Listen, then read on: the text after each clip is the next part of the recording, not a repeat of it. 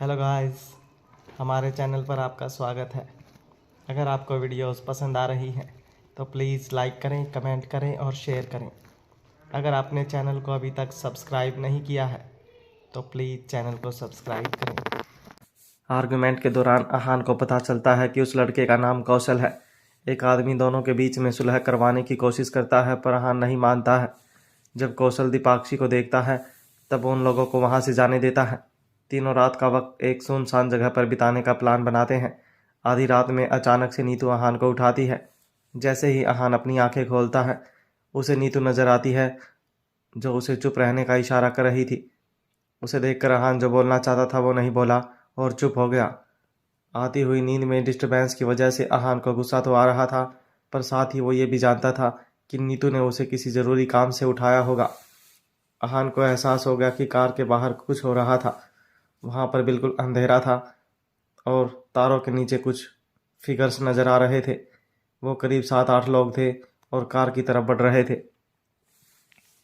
जिस तरह से छुपते हुए वो लोग आ रहे थे, आहान और नीतू ने तुरंत अंदाजा लगा लिया था कि उन लोगों के इरादे सही नहीं है। पर अब उन दोनों को भी उन लोगों के बारे में पता था, इसलिए उन्हें कुछ प्रिटेंड करने की ज़रूरत नहीं थी, बल्कि वो किसी भी सिचुएशन के लिए तैयार थे। वो सब मिलकर भी शायद नीतू को नहीं हरा सकते थे। आहान ने नीतू से कहा, हमें चलकर देखना चाहिए कि ये लोग कौन हैं और क्या चाहते हैं। नीतू तुरंत मान गई। दोनों कार से उतरे और वैसे ही अपने आप को छिपाते हुए आगे बढ़ने लगे। पर जिस तरह इन दोनों ने उन लोगों को देख लिया था, वैसे ही उन लोगों ने भी इन लोगों को देख लिया था। एक आदमी चिल्लाया, रुक जाओ। इस कमांड के साथ सारे लोग रुक गए। अब दोनों ग्रुप्स के बीच में बहुत कम डिस्टेंस था। जब आहान उनके बिल्कुल सामने था, उसने उन लोगों से कहा, हेलो फ्रेंड्स। जिस आदमी ने पहले कमांड दिया था वो लड़ने के लिए तैयार था, पर जब उसने देखा कि आहान अटैक नहीं करेगा तब उसने भी अटैक नहीं किया। इस वक्त दोनों एक दूसरे को बहुत गौर से देख रहे थे। आहान ने उस आदमी से कहा, तो अब तुम लोग मुझे अपना यहाँ आने का कारण बताओगे या फिर सीधा फाइट करोगे? उस आदमी ने अपनी आवाज़ बदलते हुए जवाब दिया, बताने के लिए ज़्यादा कुछ है ही नहीं, तुम दोनों सब कुछ जानते तो हो। आहान ने उसे बीच में रोक दिया और कहा, जो भी है, मुझे एक बात समझ नहीं आ रही है कि तुम लोगों को पता कैसे चला कि हम यहाँ पर हैं। इट इज़ स्ट्रेंज, उस आदमी ने जवाब दिया। उसके बारे में तुम्हें सोचने की ज़रूरत नहीं है, हम तो बस ऑर्डर्स फॉलो कर रहे हैं। तुम लोगों ने गलत आदमी से पंगा ले लिया है। आहान ने कहा, हमने तो बहुत लोगों से पंगा लिया है, तुम किसकी बात कर रहे हो इसके बारे में मुझे कोई अंदाज़ा नहीं है। उस आदमी ने टॉन्ट मारते हुए आहान को कहा, मौत के सामने खड़े हो फिर भी तुम्हारी अकड़ नहीं गई। इतना कहने के बाद उसने आहान की तरफ अटैक किया। आहान भी रेडी था, इसलिए उसने गुस्से में पंच करते हुए कहा, अगर तुम नहीं बताना चाहते तो मैं भी तुम्हें तब तक मारूंगा जब तक तुम बता नहीं देते। आहान ने जैसे ही पंच किया उसके ओपोनेंट ने उसका हाथ ब्लॉक कर दिया था, पर तभी नीतू ने उसे किक किया और वो कुछ मीटर दूर जाकर गिरा। आहान नीतू की स्पीड और परफेक्शन देखता ही रह गया। वो सोच रहा था कि क्या सच में ग्रैंड मास्टर का नंबर फिक्स्ड है, और क्या जब वो ग्रैंड मास्टर लेवल पर पहुंचेगा तब इस तरह फाइट कर पाएगा। जब आहान ये सब सोच रहा था तब कुछ लोग नीतू की वजह से ज़मीन पर पड़े थे। जो आदमी आहान से बात कर रहा था वो भी रुक गया था। आहान ने उस आदमी से पूछा, अब तुम्हें कुछ बोलना है? उस आदमी ने कहा, ऐसा सोचना भी मत, हमें जो मिशन मिला है हम उसे पूरा करेंगे और अपने बॉस का नाम नहीं बताएंगे। आहान ने लाइटली स्माइल किया और कहा, मुझे नहीं पता था कि तुम लोग प्रोफेशनल हो और अपने बॉस की बात मानोगे, पर याद रखना, अगर तुम यहाँ मर भी गए तो तुम्हें कोई ढूंढने भी नहीं आएगा और आज तुम्हारा यहाँ से बचकर निकलना मुश्किल है। इसके बाद आहान ने अपनी टोन चेंज की और सीरियस टोन में कहा, लेकिन अगर तुम बता दो कि ये सब तुम किसके कहने पर कर रहे हो तो हम तुम्हें यहाँ से जाने दे सकते हैं, पर याद रखना कि यह कोटा सिर्फ एक इंसान के लिए है। उनका लीडर हंसा और उसने कहा, हम में से ऐसा कोई नहीं करेगा, हम अपने बॉस को धोखा नहीं देंगे। जैसे ही उस आदमी ने ये बात बोली, अचानक से उसके मुंह से खून निकला और कोई उसे चाकू से स्टैब कर रहा था। उनके ग्रुप का एक आदमी अपने लीडर पर हमला कर रहा था। ये देखकर आहान मुस्कुराया और उसने कहा, क्या कह रहे थे तुम? कोई ऐसा नहीं करेगा। किसी ने मूव करना शुरू भी कर दिया था। आहान ने अपनी बात पूरी की, उससे पहले बाकी लोग भी आपस में लड़ने लगे। ये सब देखकर नीतू ने कहा, you are such an evil person. ये सुनकर आहान ने कहा, ये लोग भी कोई अच्छे लोग नहीं हैं, ये हमें यहाँ मारने ही आए थे, इन्हें हम मारें, इससे बेहतर है ये लोग आपस में लड़कर मर जाएं। उस ग्रुप में से जो एक इंसान बचा था वो आगे आया। उसको भी बहुत चोट आई थी, पर वो इंजरीज फेटल नहीं थी। उसने अहान से कहा, तुम अपनी बात से मुकरे हुए तो नहीं ना? अहान ने कहा, सब तो मर चुके हैं, तुम्हारे एक के लिए मैं अपनी जुबान से नहीं मुकरूंगा। वैसे भी तुम्हें मारकर मुझे क्या मिल जाएगा? ये सुनकर उसने तुरंत अपने बॉस का नाम बता दिया। नाम सुनकर अहान हैरान हो गया। उसने सोचा था कि उन लोगों को यहाँ पर कौशल या फिर दीपाक्षी के दादाजी ने भेजा था, पर ये तो कोई नया तीसरा नाम ले रहा था। अहान उससे और सवाल पूछना चाहता था, पर शायद वो भी ज़्यादा कुछ नहीं जानता था। वो इतना भी नहीं जानता था कि ये नाम असली है या फेक है। अहान के पास कोई ऑप्शन नहीं था, इसलिए उसने उस आदमी को जाने दिया। उसके जाने के बाद अहान ने नीतू से पूछा, आप इस आदमी को जानती है? नीतू ने ना में सिर हिला दिया। इसके बाद दोनों कार में जाकर बैठ गए और रेस्ट करने लगे। सुबह जब दीपाक्षी उठी तब वो बहुत फ्रेश फील कर रही थी। उस रात को क्या हुआ था इसका उसको बिल्कुल अंदाज़ा नहीं था। उसे लगा कि सबने उसकी तरह बहुत अच्छा रेस्ट किया था। तीनों ने फिर से अपनी जर्नी शुरू कर दी। शाम के वक्त वो एक छोटे टाउन में थे। अहान ने वहीं पर एक होटल ढूंढा और नाइट होल्ड करने का प्लान किया। होटल में चेक इन के बाद तीनों अपने रूम में चले गए। अहान अपना ड्राइव करके बहुत थक गया था, इसलिए सबसे पहले वो बाथरूम में नहाने चला गया। जब वो वापस बाहर आया तब उसने देखा कि नीतू उसके बेड पर बैठी है। अहान उसे देखकर चौंक गया था। उसने पूछा, क्या हुआ? नीतू ने उसकी तरफ देखा और कहा, आगे की जर्नी के लिए हमें अलग हो जाना चाहिए। ये बात सुनकर अहान शॉक हो गया था। उसे समझ नहीं आ रहा था कि नीतू ऐसी बात क्यों कर रही है। उसने पजलमेंट में पूछा, क्यों? आप ऐसा क्यों कह रही हैं? कुछ हुआ है क्या? नीतू ने जवाब दिया, कुछ हुआ नहीं है, पर होने वाला है। नीतू ने उसके आगे कुछ नहीं कहा। अहान इंतजार कर रहा था, पर जब नीतू ने बात नहीं की तब उसने पूछा, क्या जो बात है वो आप मुझे समझाना नहीं चाहती? क्या मैं किसी तरह आपकी मदद कर सकता हूँ? अहान की ये बात नीतू को बहुत अनरियलिस्टिक लगी और उसने अहान की तरफ देखते हुए कहा, तुम्हें कुछ जानने की ज़रूरत नहीं है। तुम्हें मेरी हेल्प करने की एबिलिटी नहीं है। तुम सी लाइन बिल्डिंग जाओ और मेरा इंतज़ार करो। मैं तुम्हें सीधा वहीं पर मिलूंगी। अहान कुछ पूछना चाहता था, पर उससे पहले ही नीतू वहाँ से चली गई थी। अहान ने भी सोचा कि जो प्रॉब्लम नीतू से सॉल्व नहीं हो रही है वो प्रॉब्लम वो क्या ही सॉल्व कर पाएगा। नीतू के जाने के बाद अहान आराम करने के लिए बिस्तर पर लेट गया। उसे लगा कि ये रात उसके लिए बहुत सुकून वाली होगी और वो आराम से रेस्ट कर पाएगा, पर ऐसा नहीं हुआ था। आधी रात को अहान को बाहर से कुछ आवाज़ें आने लगीं। अहान आधी नींद में उठा और बाहर आ गया। अहान ने ध्यान से सुना तो फाइट करने की आवाज़ आ रही थी, इसलिए उसके दिमाग में पहला थॉट नीतू का आया था। वो जब नीतू के रूम के बाहर गया तब उसने देखा कि रूम का दरवाज़ा खुला हुआ है। अहान जब रूम में पहुंचा तब उसने देखा कि कुछ लोग ज़मीन पर गिरे हुए हैं और नीतू विंडो के पास खड़ी है और बाहर देख रही है। ऐसा लग रहा था जैसे रूम में जो कुछ हुआ था उसे नीतू का कोई लेना देना ही नहीं था। उसका चेहरा बिल्कुल शांत था और वो बहुत पीसफुल लग रही थी। नीतू को नहीं पता था कि अहान उसके पीछे खड़ा है। अहान ने कुछ पल इंतजार किया और फिर कहा, यहाँ पर क्या हुआ था? नीतू ने अहान को देखा और कहा, जैसा मैंने सोचा था वैसे ही हुआ है। तुम दीपाक्षी को लेकर सी लाइन बिल्डिंग पहुंचो, मैं तुम्हें वहीं पर मिलूंगी। अगर तुम ऐसा नहीं करना चाहते हो तो फिर मैं तुम्हें फोर्स नहीं करूंगी। अहान ने इसके आगे कोई सवाल नहीं किया। उसने ना पूछा कि वहाँ क्या हुआ था और ना ही नीतू के प्लान के बारे में पूछा। वो जानता था कि उसे जवाब नहीं मिलेगा। अहान अपने रूम में आ गया और आराम करने लगा। उसके हाथ में अब कुछ नहीं था, इसलिए वो सोचकर अपना वक्त बर्बाद नहीं करना चाहता था। अगली सुबह नीतू बहुत जल्दी निकल गई थी। जब दीपाक्षी नीतू को बुला रही थी तब कोई जवाब नहीं आया।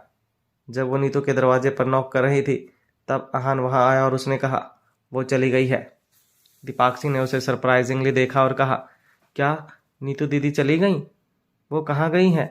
अहान ने कहा, मुझे नहीं पता, उन्होंने मुझे कुछ बताया नहीं। ये बात सुनकर दीपाक्षी कहीं खो गई थी। ऐसा लग रहा था जैसे उसे बिल्कुल उम्मीद नहीं थी कि ऐसा कुछ हो जाएगा। अहान ने दीपाक्षी को ऐसे देखकर पूछा, तुम्हें मेरे साथ आना है ना? अगर तुम नहीं चलना चाहती तो फिर मैं तुम्हें वापस तुम्हारे घर छोड़ सकता हूँ। अहान शुरू से ही दीपाक्षी को अपने साथ नहीं रखना चाहता था। अब अगर वो नीतू के जाने के बाद उसके साथ नहीं चलना चाहती थी तो फिर उसे घर छोड़ने में अहान को सबसे ज़्यादा खुशी होगी। दीपाक्षी भी अहान को देखने लगी और कुछ सोचने लगी। अहान ने कहा, तुम्हें तुरंत फैसला लेने की ज़रूरत नहीं है, हम वैसे भी कल निकलेंगे तो तुम आराम से सोच सकती हो। अभी चलो ब्रेकफास्ट कर लेते हैं। इतना कहने के बाद अहान डाइनिंग हॉल की तरफ जाने लगा और उसने देखा भी नहीं कि दीपाक्षी आ रही है या नहीं। अहान के कुछ कदम आगे जाने के बाद दीपाक्षी उसके पीछे भागी और उसने धीरे से कहा, आप मुझे अकेला तो नहीं छोड़ेंगे ना?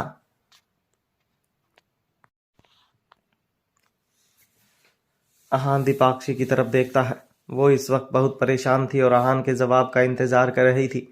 दीपाक्षी को इस तरह देखकर अहान ने कहा, चिंता मत करो, मैंने नीतू से वादा किया है कि मैं तुम्हें अकेले नहीं छोड़ूंगा और तुम्हारा ध्यान रखूंगा, पर मेरे हिसाब से तुम्हें वापस चले जाना चाहिए।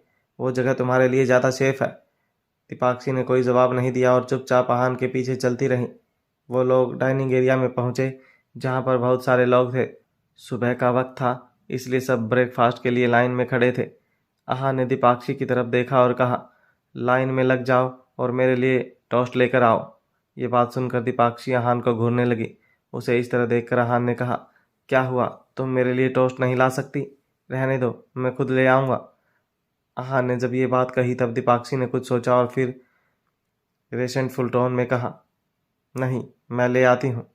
ये सुनकर अहान ने स्माइल किया और फिर पास के सुपरमार्केट में चला गया। वहाँ से अहान कुछ पैक्ड खाने का सामान और पानी ले आया। जब वो वापस आया तब भी दीपाक्षी लाइन में ही खड़ी थी और अपने बालों से खेल रही थी। वो दीपाक्षी के पास आया और उसने पूछा, तुम्हारे पास कैश है? दीपाक्षी ने कहा, हाँ है, वरना मैं यहाँ क्यों खड़ी रहती? ठीक है, फिर मैं रूम में जा रहा हूँ, तुम भी आ जाना, अहान ने कहा। इतना कहने के बाद अहान वहाँ से चला गया और अपने रूम में आ गया। थोड़ी देर बाद दीपाक्षी भी अहान के रूम में आ गई। उसके हाथ में टोस्ट का पैकेट था। उसने अहान को पैकेट देते हुए कहा, ये लो। तुम्हें मुझ पर गुस्सा आ रहा है? अहान ने पैकेट लेते हुए पूछा। नहीं, मैं तो बस टोस्ट दे रही हूँ, दीपाक्षी ने कहा। इसके बाद अहान ने पूछा, मैंने तुमसे जो पहले पूछा था, तुमने उसके बारे में कुछ सोचा? तुम मेरे साथ नीतू के पास चलोगी या फिर वापस घर जाना है? दीपाक्षी ने कुछ सोचते हुए कहा, क्या मैं आपके साथ चल सकती हूँ? आप मुझे बुली तो नहीं करोगे? अहान ने स्माइल किया और कहा, तुम बहुत ज़्यादा सोच रही हो, मैं तुम्हें बुली क्यों करूँगा? अब तुमने फैसला कर लिया है तो फिर मेरे साथ चलो। उसके बाद दीपाक्षी ने कहा, टोस्ट गरम है, उन्हें खा लो। इतना कहने के बाद वो अपने रूम में भाग गई। अहान ने दीपाक्षी को रोका नहीं और अपने टोस्ट्स खाने लगा। वो अब तक गर्म थे। कुछ देर बाद दीपाक्षी फिर से अहान के रूम में आई। उसे देखकर उसने पूछा, क्या बात है, कुछ काम है तुम्हें? दीपाक्षी ने हेजिटेट करते हुए कहा, मुझे कुछ सामान लेना है, आप चलोगे मेरे साथ? उसके एक्सप्रेशन देखकर अहान को अंदाज़ा हो गया था कि वो क्या लेना चाहती है। अहान ने सोचा कि ये जगह दीपाक्षी के लिए नई है और अगर वो किसी प्रॉब्लम में फंस गई तो वो उसे हैंडल भी नहीं कर पाएगी। ये सोचकर उसने कहा, ठीक है, पर तुम्हें मेरी बात माननी होगी। अहान नहीं चाहता था कि ऐसा कुछ हो जिससे दीपाक्षी को कोई तकलीफ हो। दीपाक्षी ने तुरंत हाँ कह दिया और बहुत खुश हो गई। ये टाउन बहुत लाइवली था। बहुत लोग इधर उधर चल रहे थे। सबके चेहरे पर एक स्माइल थी और सब अपने आप में मस्त थे। अहान और दीपाक्षी एक साथ चल रहे थे और एक कपल की तरह लग रहे थे। इतनी चीयरफुल जगह पर दीपाक्षी का मूड और भी अच्छा हो गया था और वो अपने घर को भूल गई थी। उसका सारा हेजिटेशन और गिल्ट खत्म हो गया था। उसने कंट्रोल नहीं हो रहा था और वो अहान को उसके आसपास की सराउंडिंग दिखा रही थी। ऐसा लग रहा था जैसे वो ये सब पहली बार देख रही थी। अहान भी इस वक्त बहुत रिलैक्स था। बहुत वक्त बाद वो किसी आफ्टरनून में इतना शांत था और रिलैक्स्ड लग रहा था। इस वक्त सब कुछ बहुत सिंपल था। कुछ दूर चलने के बाद एक मॉल आ गया। वो मॉल उस टाउन में इकलौता मॉल था और बहुत बड़ा भी था। वहाँ पर बहुत सारे ब्रांड थे। मॉल देखकर दीपाक्षी तुरंत अंदर भाग गई थी। अहान उसे रोकना चाहता था पर उसने सोचा कि ये उसका नेचर है और उसे रोककर कोई फ़ायदा नहीं है। उसने उसे कुछ भी करने से नहीं रोका। दीपाक्षी एक ब्रांडेड स्टोर में चली गई और अहान भी उसके पीछे पीछे आ गया। वो एक रेड लॉन्ग स्कर्ट पहन कर आई। उसने ट्विल करते हुए अहान से पूछा, ये कैसा है? दीपाक्षी का फिगर बहुत अच्छा था। इस स्कर्ट में उसके कवर्स बहुत एलिगेंट लग रहे थे। किसी और पर वो स्कर्ट जैसा भी लगे पर दीपाक्षी पर बहुत अच्छा लग रहा था। उसने अपने आप को मिरर में देखा और फिर दूसरी ड्रेस पहनने चली गई। इस बार तो एक half shoulder T shirt dress पहन कर आई और उसने फिर से अहान से पूछा, ये कैसा लग रहा है? दीपाक्षी अहान से सवाल ज़रूर कर रही थी पर वो उसके जवाब का इंतज़ार नहीं कर रही थी। दीपाक्षी को बार बार बहुत सारी ड्रेसेस चेंज करते देख अहान से रहा नहीं गया और उसने फाइनली कहा, तुम इनमें से कौन सी ड्रेस लेने वाली हो? कुछ परचेज करो भीगी या नहीं? दीपाक्षी ने मुंह बनाया और फिर रुक गई। उसने बेस्ट लगने वाली ड्रेस पिक की और काउंटर पर बिल करवाने चली गई। दीपाक्षी के पास इस वक्त एक बहुत तेज दिखने वाली औरत खड़ी थी। उसने सरकास्टिक टोन में कहा, आजकल की नई नई लड़कियों के भी पर निकल आए हैं। खाने के लिए भले घर में राशन ना हो, पर इन्हें कपड़े ब्रांडेड पहनने हैं ताकि लड़कों के साथ हैंग आउट कर सकें। आहान ने इस बात पर ध्यान नहीं दिया था, पर दीपाक्षी ने यह बात सुन ली थी। उसने कहा, आप किसके बारे में बात कर रही हैं? उस औरत ने उसके सवाल को इग्नोर किया और बिल करवाने के लिए अपने कपड़े काउंटर पर रख दिए।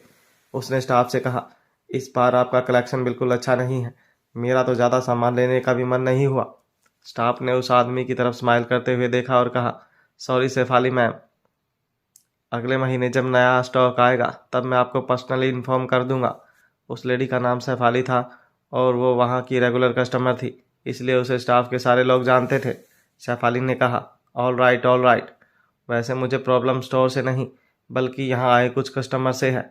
उनकी वजह से मेरा सारा इंटरेस्ट ख़त्म हो गया। दीपाक्षी पहले तो उस लेडी से आर्ग्यू नहीं करना चाहती थी, पर यह बात सुनकर उसे बहुत गुस्सा आ गया था। उसने गुस्से में शेफाली से कहा, अगर आपको कोई प्रॉब्लम है तो आप घर पर रहिए। ये पब्लिक प्लेस है और यहाँ पर कोई भी आ सकता है। आपको किसी पर कमेंट करने का बिल्कुल राइट नहीं है। आहान को भी समझ आ गया था कि वह उसके और दीपाक्षी के बारे में बात कर रही थी। आहान भी गुस्से में वहाँ पर आ गया था। शेफाली ने दीपाक्षी की तरफ देखा और कहा, मैंने तो जो सच है वही कहा है। तुम्हें लगता है कि अच्छे कपड़े पहनने के बाद तुम अच्छी लगोगी और तुम्हारा स्टेटस बढ़ जाएगा, पर ऐसा नहीं है। तुम डाउन मार्केट हो और हमेशा वही रहोगी। तुम तो अपने पैसों पर शॉपिंग भी नहीं कर सकती हो। दीपाक्षी अब गुस्से में लाल हो गई थी। उसने शेफाली का हाथ पकड़ा और चिल्लाकर कहा, मैं अपने पैसों से ये सब खरीद रही हूँ। सब कुछ मेरा है और मैं ऐसी लड़की नहीं हूँ जो किसी के पैसों पर ऐश करूँ। अपनी बकवास बंद करो। दीपाक्षी के ऐसे तेवर देखकर शेफाली इरिटेट हो गई और उसने कहा, हटो यहाँ से, कहीं ऐसा ना हो कि मेरा हाथ उठ जाए। इतना कहकर उसने दीपाक्षी को धक्का दे दिया, पर दीपाक्षी भी कुछ कम नहीं थी। वो स्टबॉर्नली शेफाली के आगे आकर खड़ी हो गई और उसने कहा, नहीं हटूंगी। जब तक तुम मुझसे माफ़ी नहीं मांगोगी तब तक मैं यहाँ से नहीं हटूंगी। जैसे ही दीपाक्षी ने यह बात बोली, शेफाली ने उसे मारने के लिए हाथ उठाया। डर के मारे दीपाक्षी ने आंखें बंद कर ली। जब कुछ सेकंड्स के लिए कुछ हुआ नहीं, तब उसने आंखें खोली। उसने देखा कि आहान ने शेफाली का हाथ पकड़ा हुआ था और उसे गुस्से में देख रहा था। आहान ने रुखी आवाज़ में कहा, इसे सबक सिखाने वाली तुम होती कौन हो? शेफाली ने हाथ छुड़वाने के लिए बहुत स्ट्रगल किया, पर जब तक आहान का मन नहीं हुआ तब तक वो अपना हाथ छुड़वा नहीं पाई। लास्ट में आहान ने उसका हाथ छोड़ दिया। शेफाली ने आहान की तरफ गुस्से में देखा और कहा, तुम जैसा फटीचर अब इस लड़की को बचाएगा? तुम्हें क्या लगता है कि तुम कोई हीरो हो? एक बार मिरर में अपना चेहरा देखो, तुम्हारा सारा वहम खत्म हो जाएगा। आहान को ये सब सुनकर बिल्कुल गुस्सा नहीं आया, बल्कि उसने बहुत कामली कहा, तुम अमीर हो ना? चलो एक शर्त लगाते हैं, अगर मेरे पास ज़्यादा पैसे हुए तो तुम दीपाक्षी के पैरों में गिरकर उससे माफ़ी मांगोगी और यहाँ से चुपचाप चली जाओगी। ये बात सुनकर शेफाली हैरत में आहान को देख रही थी। उसने कभी नहीं सोचा था कि आहान उसके सामने ऐसी शर्त रखेगा। उसने उन दोनों को घूरा और कहा, पागल, दोनों के दोनों साइको हैं। इतना कहने के बाद वो वहाँ से जाने लगी, पर आहान उसे जाने देने के मूड में नहीं था। वो उसके सामने आकर खड़ा हो गया और उसने स्माइल करते हुए कहा, क्या हुआ? मैं तो फटीचर हूँ ना, फिर तुम मुझसे इतनी सी शर्त नहीं लगा सकती? तुम डर रही हो कि तुम एक फटीचर से हार जाओगी? शेफाली ने गुस्से में कहा, shut up and go away. इतना कहने के बाद शेफाली ने उसे धक्का दे दिया और अब स्टाफ मेंबर भी बीच में आ गए थे। सर, ये पब्लिक प्लेस है, आप यहाँ पर कोई तमाशा नहीं कर सकते, स्टाफ मेंबर ने कहा। जब दीपाक्षी ने यह बात सुनी तब उसने गुस्से में कहा, जब ये तमाशा कर रही थी तब तो आपने कुछ नहीं बोला, अब क्यों बीच में आ रहे हैं? स्टाफ ने दीपाक्षी को इग्नोर किया और आहान से कहा, सर आप प्लीज़ मैम के साथ आर्ग्यू मत कीजिए, यू आर बीइंग अनरीजनेबल। आहान ने अभी भी अपना टोन चेंज नहीं किया था और पोलाइटली कहा, मैं अनरीजनेबल नहीं हो रहा हूँ, मैं तो बस ये जानना चाहता हूँ कि ये लेडी मेरी जितनी रिच है या नहीं। स्टाफ ने अपनी आवाज़ ऊंची करके कहा, सर अगर आप ऐसे ही जिद करते रहेंगे तो फिर मुझे सिक्योरिटी को बुलाना पड़ेगा। स्टाफ किसी भी कीमत पर अपने रेगुलर कस्टमर को ऑफेंड नहीं कर सकता था, इसलिए वो शेफाली की साइड से ही बोल रहा था, पर उसके सामने कौन था ये वो नहीं जानता था। आहान ने कहा, ये क्लॉथ स्टोर है ना? अगर मैं आपके सारे कपड़े खरीद लूँ तो फिर तो आप बीच में नहीं बोलोगे ना? ये बात सुनकर स्टाफ के मन में लालच आ गया। अगर आहान ने सारे कपड़े खरीद लिए तो उसे बहुत अच्छा कमीशन मिलेगा। ये बात सुनकर सैफ अली जोर से चिल्लाई, आर यू मैड? तुम्हारा दिमाग तो खराब नहीं हो गया है? ये देखकर दीपाक्षी बहुत घबरा गई और उसने आहान से धीमी आवाज़ में कहा, हम यहाँ से चलते हैं, वैसे भी हमें कोई नुकसान तो होने वाला है नहीं।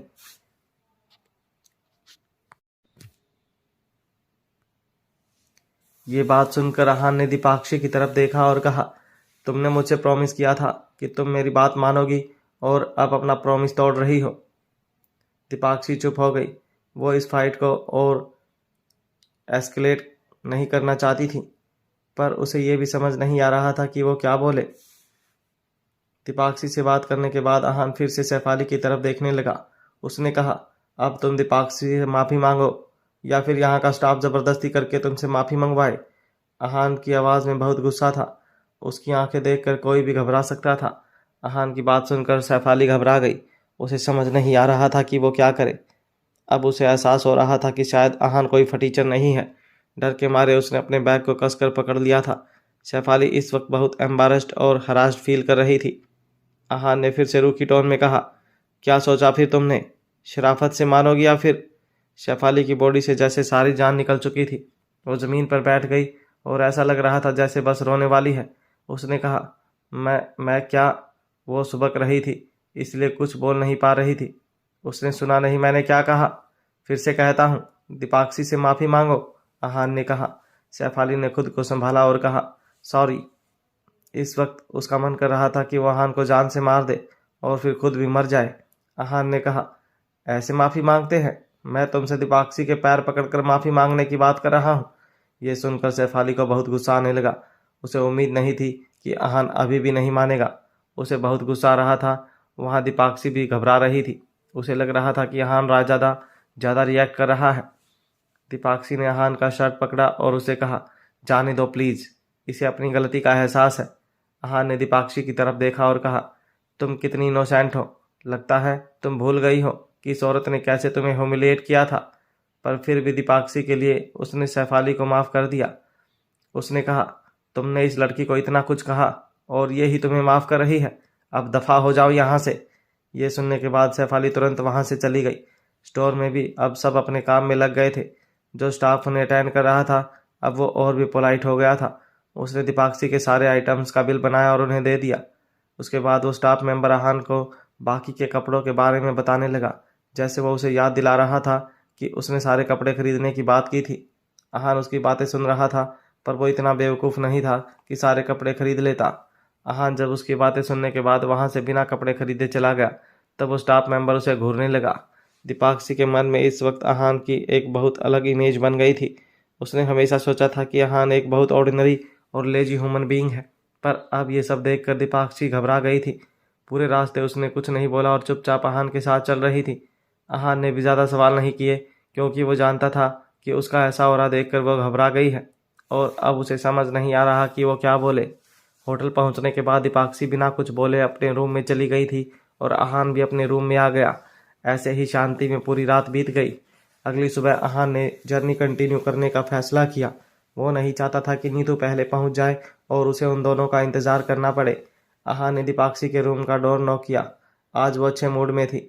शायद उसके रात का रेस्ट बहुत अच्छा हुआ था।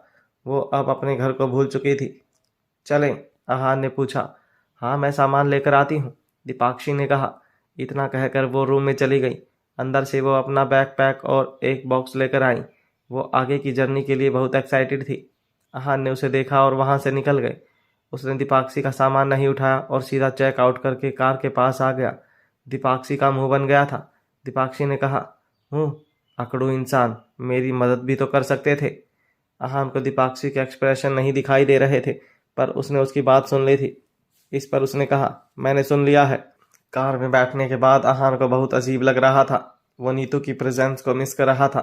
वो भले ही आपस में बात नहीं करते थे, फिर भी उसकी प्रेजेंस में आहान अच्छा फील करता था।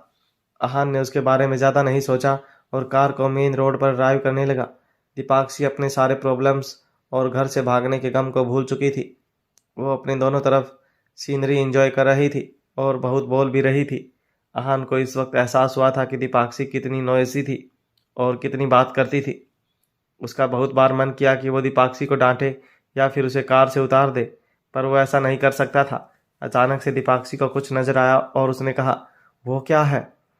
उन्होंने देखा कि कुछ दूरी पर एक बोनफायर के आसपास कुछ लोग डांस कर रहे थे। ऐसा लग रहा था जैसे वहां कोई सेलिब्रेशन चल रहा था। अहान ने जवाब दिया, मुझे नहीं पता और ना ही मुझे कोई इंटरेस्ट है। ना अहान वहां जाना चाहता था और ना ही दीपाक्षी को ले जाना चाहता था, पर दीपाक्षी की एक्साइटमेंट बढ़ चुकी थी। अब वो वहां जाना चाहती थी और देखना चाहती थी। उसने कहा, चलो ना चलकर देखते हैं, ज़्यादा देर नहीं लगेगी। अहान ने स्ट्रेनली कहा, नो मीन्स नो। पर दीपाक्षी मारने वालों में से नहीं थी। उसने अहान के कंधे पर हाथ रखा और उसे दबाते हुए सिर्फ यही बोल रही थी कि वो वहां जाकर देखना चाहती है। प्लीज़ प्लीज़, ज़्यादा टाइम नहीं लगेगा, हम जल्दी वापस आ जाएंगे। अहान अपने पहले की फर्मनेस की वजह से मानना नहीं चाहता था। उसने बहुत सोचने के बाद कहा, ठीक है, पर हम देखकर तुरंत वापस आ जाएंगे। दीपाक्षी तुरंत मान गई। उसके लिए थोड़ा सा टाइम भी बहुत था। अहान ने कार को उस डायरेक्शन में मोड़ ली जिसमें सेलिब्रेशन चल रहा था। वहां पर पहले से बहुत सारी कार्स थीं और कुछ कार्स तो बहुत लग्जरियस भी थी। अहान ने एक खाली स्पॉट देखा और अपनी कार पार्क कर दी। दीपाक्षी तुरंत कार से नीचे उतर गई और आगे जाने लगी। अहान भी उसके पीछे पीछे जा रहा था। बॉनफायर उस खाली ग्राउंड के बीचों बीच था। वहां पर कुछ रॉक्स थे और कुछ सूखे झाड़ थे। 100 के आसपास आदमी और औरतें उस बॉनफायर के अराउंड डांस कर रहे थे और बाकी लोग सर्कल बनाकर देख रहे थे। अहान और दीपाक्षी उनके पास पहुंच गए थे। दीपाक्षी भीड़ में से निकलकर आगे जा रही थी जहां पर डांस चल रहा था। अहान भी उसके पीछे पीछे जा रहा था। एक जगह पर रुककर अहान ने वहां के लोकल दिखने वाले आदमी से पूछा, यहाँ पर क्या चल रहा है? उस आदमी ने कहा, इस वक्त हम प्रे कर रहे हैं।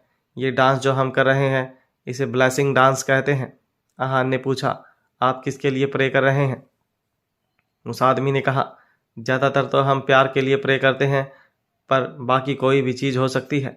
अहान ने उस लोकल को थैंक यू कहा और फिर दीपाक्षी की तरफ देखकर वो कुछ बोलना चाहता था, पर उसने देखा कि दीपाक्षी वहाँ नहीं है। उसे ढूंढते ढूंढते अहान आगे आ गया था। दीपाक्षी एक जगह पर बैठकर सामने डांस देख रही थी। उसके चेहरे पर इस वक्त बहुत अलग खुशी थी। अहान उसके पास आया और उसने कहा, अब तो तुमने देख लिया कि यहाँ क्या चल रहा है, अब चलते हैं। दीपाक्षी ने मना कर दिया और कहा, नहीं, थोड़ी देर और रुकते हैं ना प्लीज़। अहान को लगा कि मना करके कोई फ़ायदा नहीं है, इसलिए वो मान गया। दीपाक्षी अब और भी खुश हो गई थी। उसने अहान का हाथ पकड़ा और उसे अपने पास बैठा लिया। उसके बाद उसने कहा, देखो ये कितना ब्यूटीफुली डांस कर रहे हैं। बॉनफायर के आसपास कितनी अच्छी शैडो बन रही है। सब कुछ कितना ग्रेसफुल लग रहा है ना। अहान दीपाक्षी के जितना एंग्रोस्ड नहीं था, पर फिर भी वो बहुत एंजॉय कर रहा था।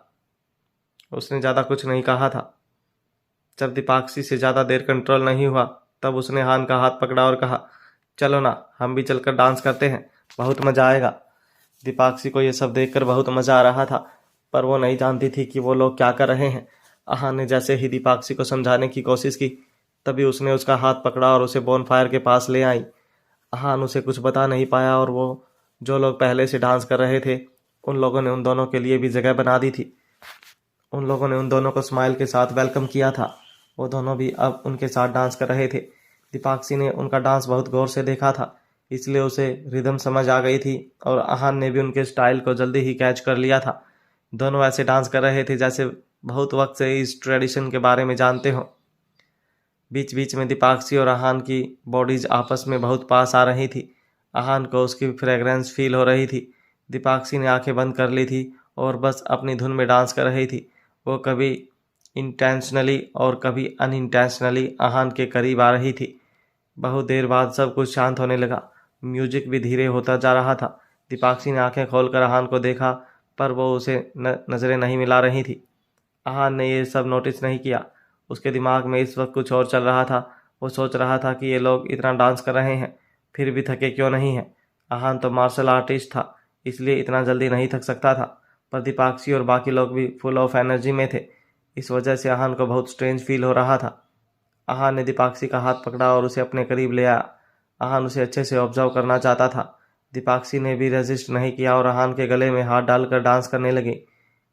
उसके इस जेस्चर से अहान हैरान हो गया था। वो अब काफ़ी दिनों से एक दूसरे को जानते थे, पर उसे नहीं पता था कि दीपाक्षी ऐसा करेगी। आहान ने उसका चेहरा और आंखें अच्छे से ऑब्जर्व की। आहान की कुछ बहुत अजीब लग रहा था। दीपाक्षी की बॉडी हीट अप हो गई थी। आसपास सब लोगों का यही हाल था, पर किसी ने कुछ नोटिस नहीं किया था। अचानक से आहान को महसूस हुआ कि उसकी बॉडी भी हीट अप हो रही है। आहान ने अपनी बॉडी को हिलाया और अपने आप को नॉर्मल किया। आहान ने अपना सिर झटका और खुद को सोबर करने लगा।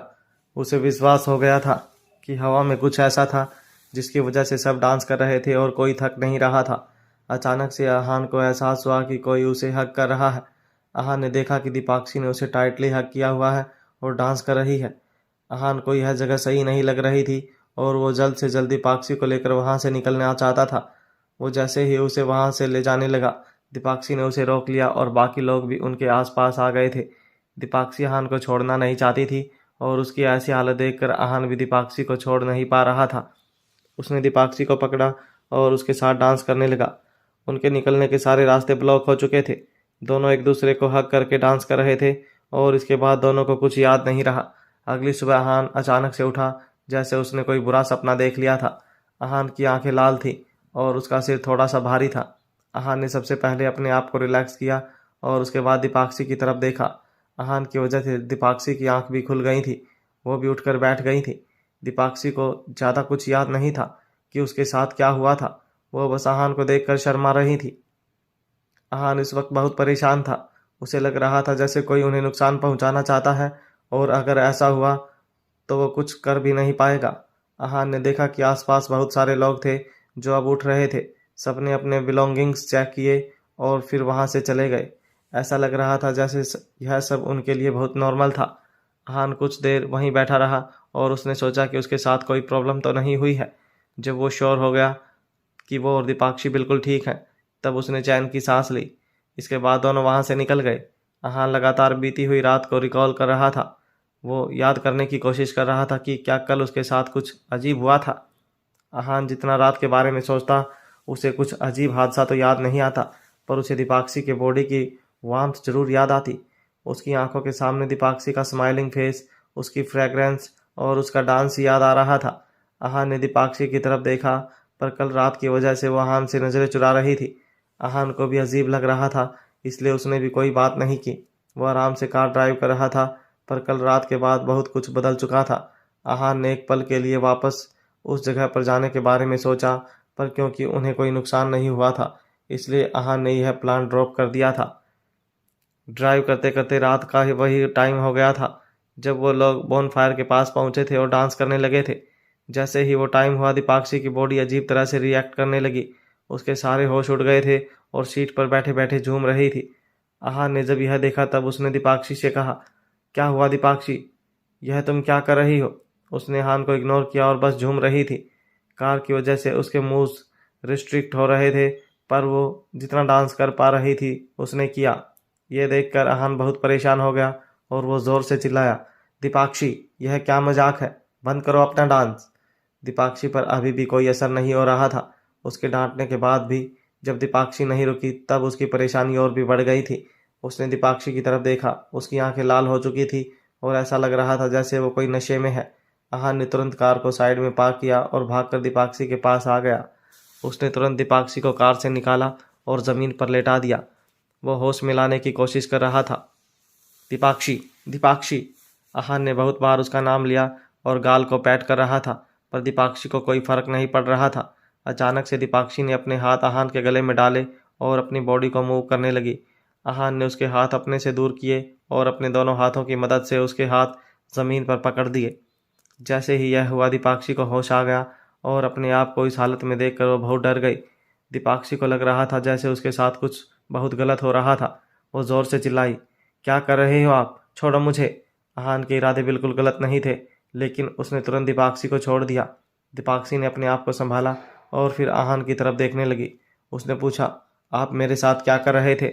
उसने पूरी तरह होश में देखने के बाद आहान ने चैन की सांस ली और फिर कहा, तुम्हें नहीं पता मैं क्या कर रहा था? मुझे कैसे पता होगा? दीपाक्षी ने कहा, मैं तुम्हें बचाने की कोशिश कर रहा था। आहान ने कहा, ऐसे किसी लड़की को कंट्रोल में लेकर कौन बचाता है? दीपाक्षी ने कहा, इस वक्त वो बहुत ज़्यादा डरी हुई थी। आहान ने सोचा कि यह सब शायद कल की वजह से हो रहा था। आहान उसे बहुत क्लोजली देखने लगा। यह देखकर दीपाक्षी ने कहा, आप क्या देख रहे हो? आप बहुत बुरे हो और मैं अब आपके साथ आगे जर्नी कंटिन्यू नहीं करना चाहती। इतना कहने के बाद दीपाक्षी कार में भाग गई। आहान को इस बात का बिल्कुल बुरा नहीं लगा। उसने सोचा, कुछ तो बहुत अलग है, मुझे वापस वहां जाकर पता करना चाहिए। उस बोन फायर सेलिब्रेशन में कोई तो गड़बड़ थी। सब कुछ अच्छे से सोचने के बाद आहान भी कार में बैठ गया। इस वक्त दीपाक्षी कार में पैर सीट पर रखकर बैठी हुई थी और उसने अपना चेहरा छुपाया हुआ था। ऐसा लग रहा था जैसे वो जता रही हो कि उसके साथ कुछ बहुत बुरा हुआ है।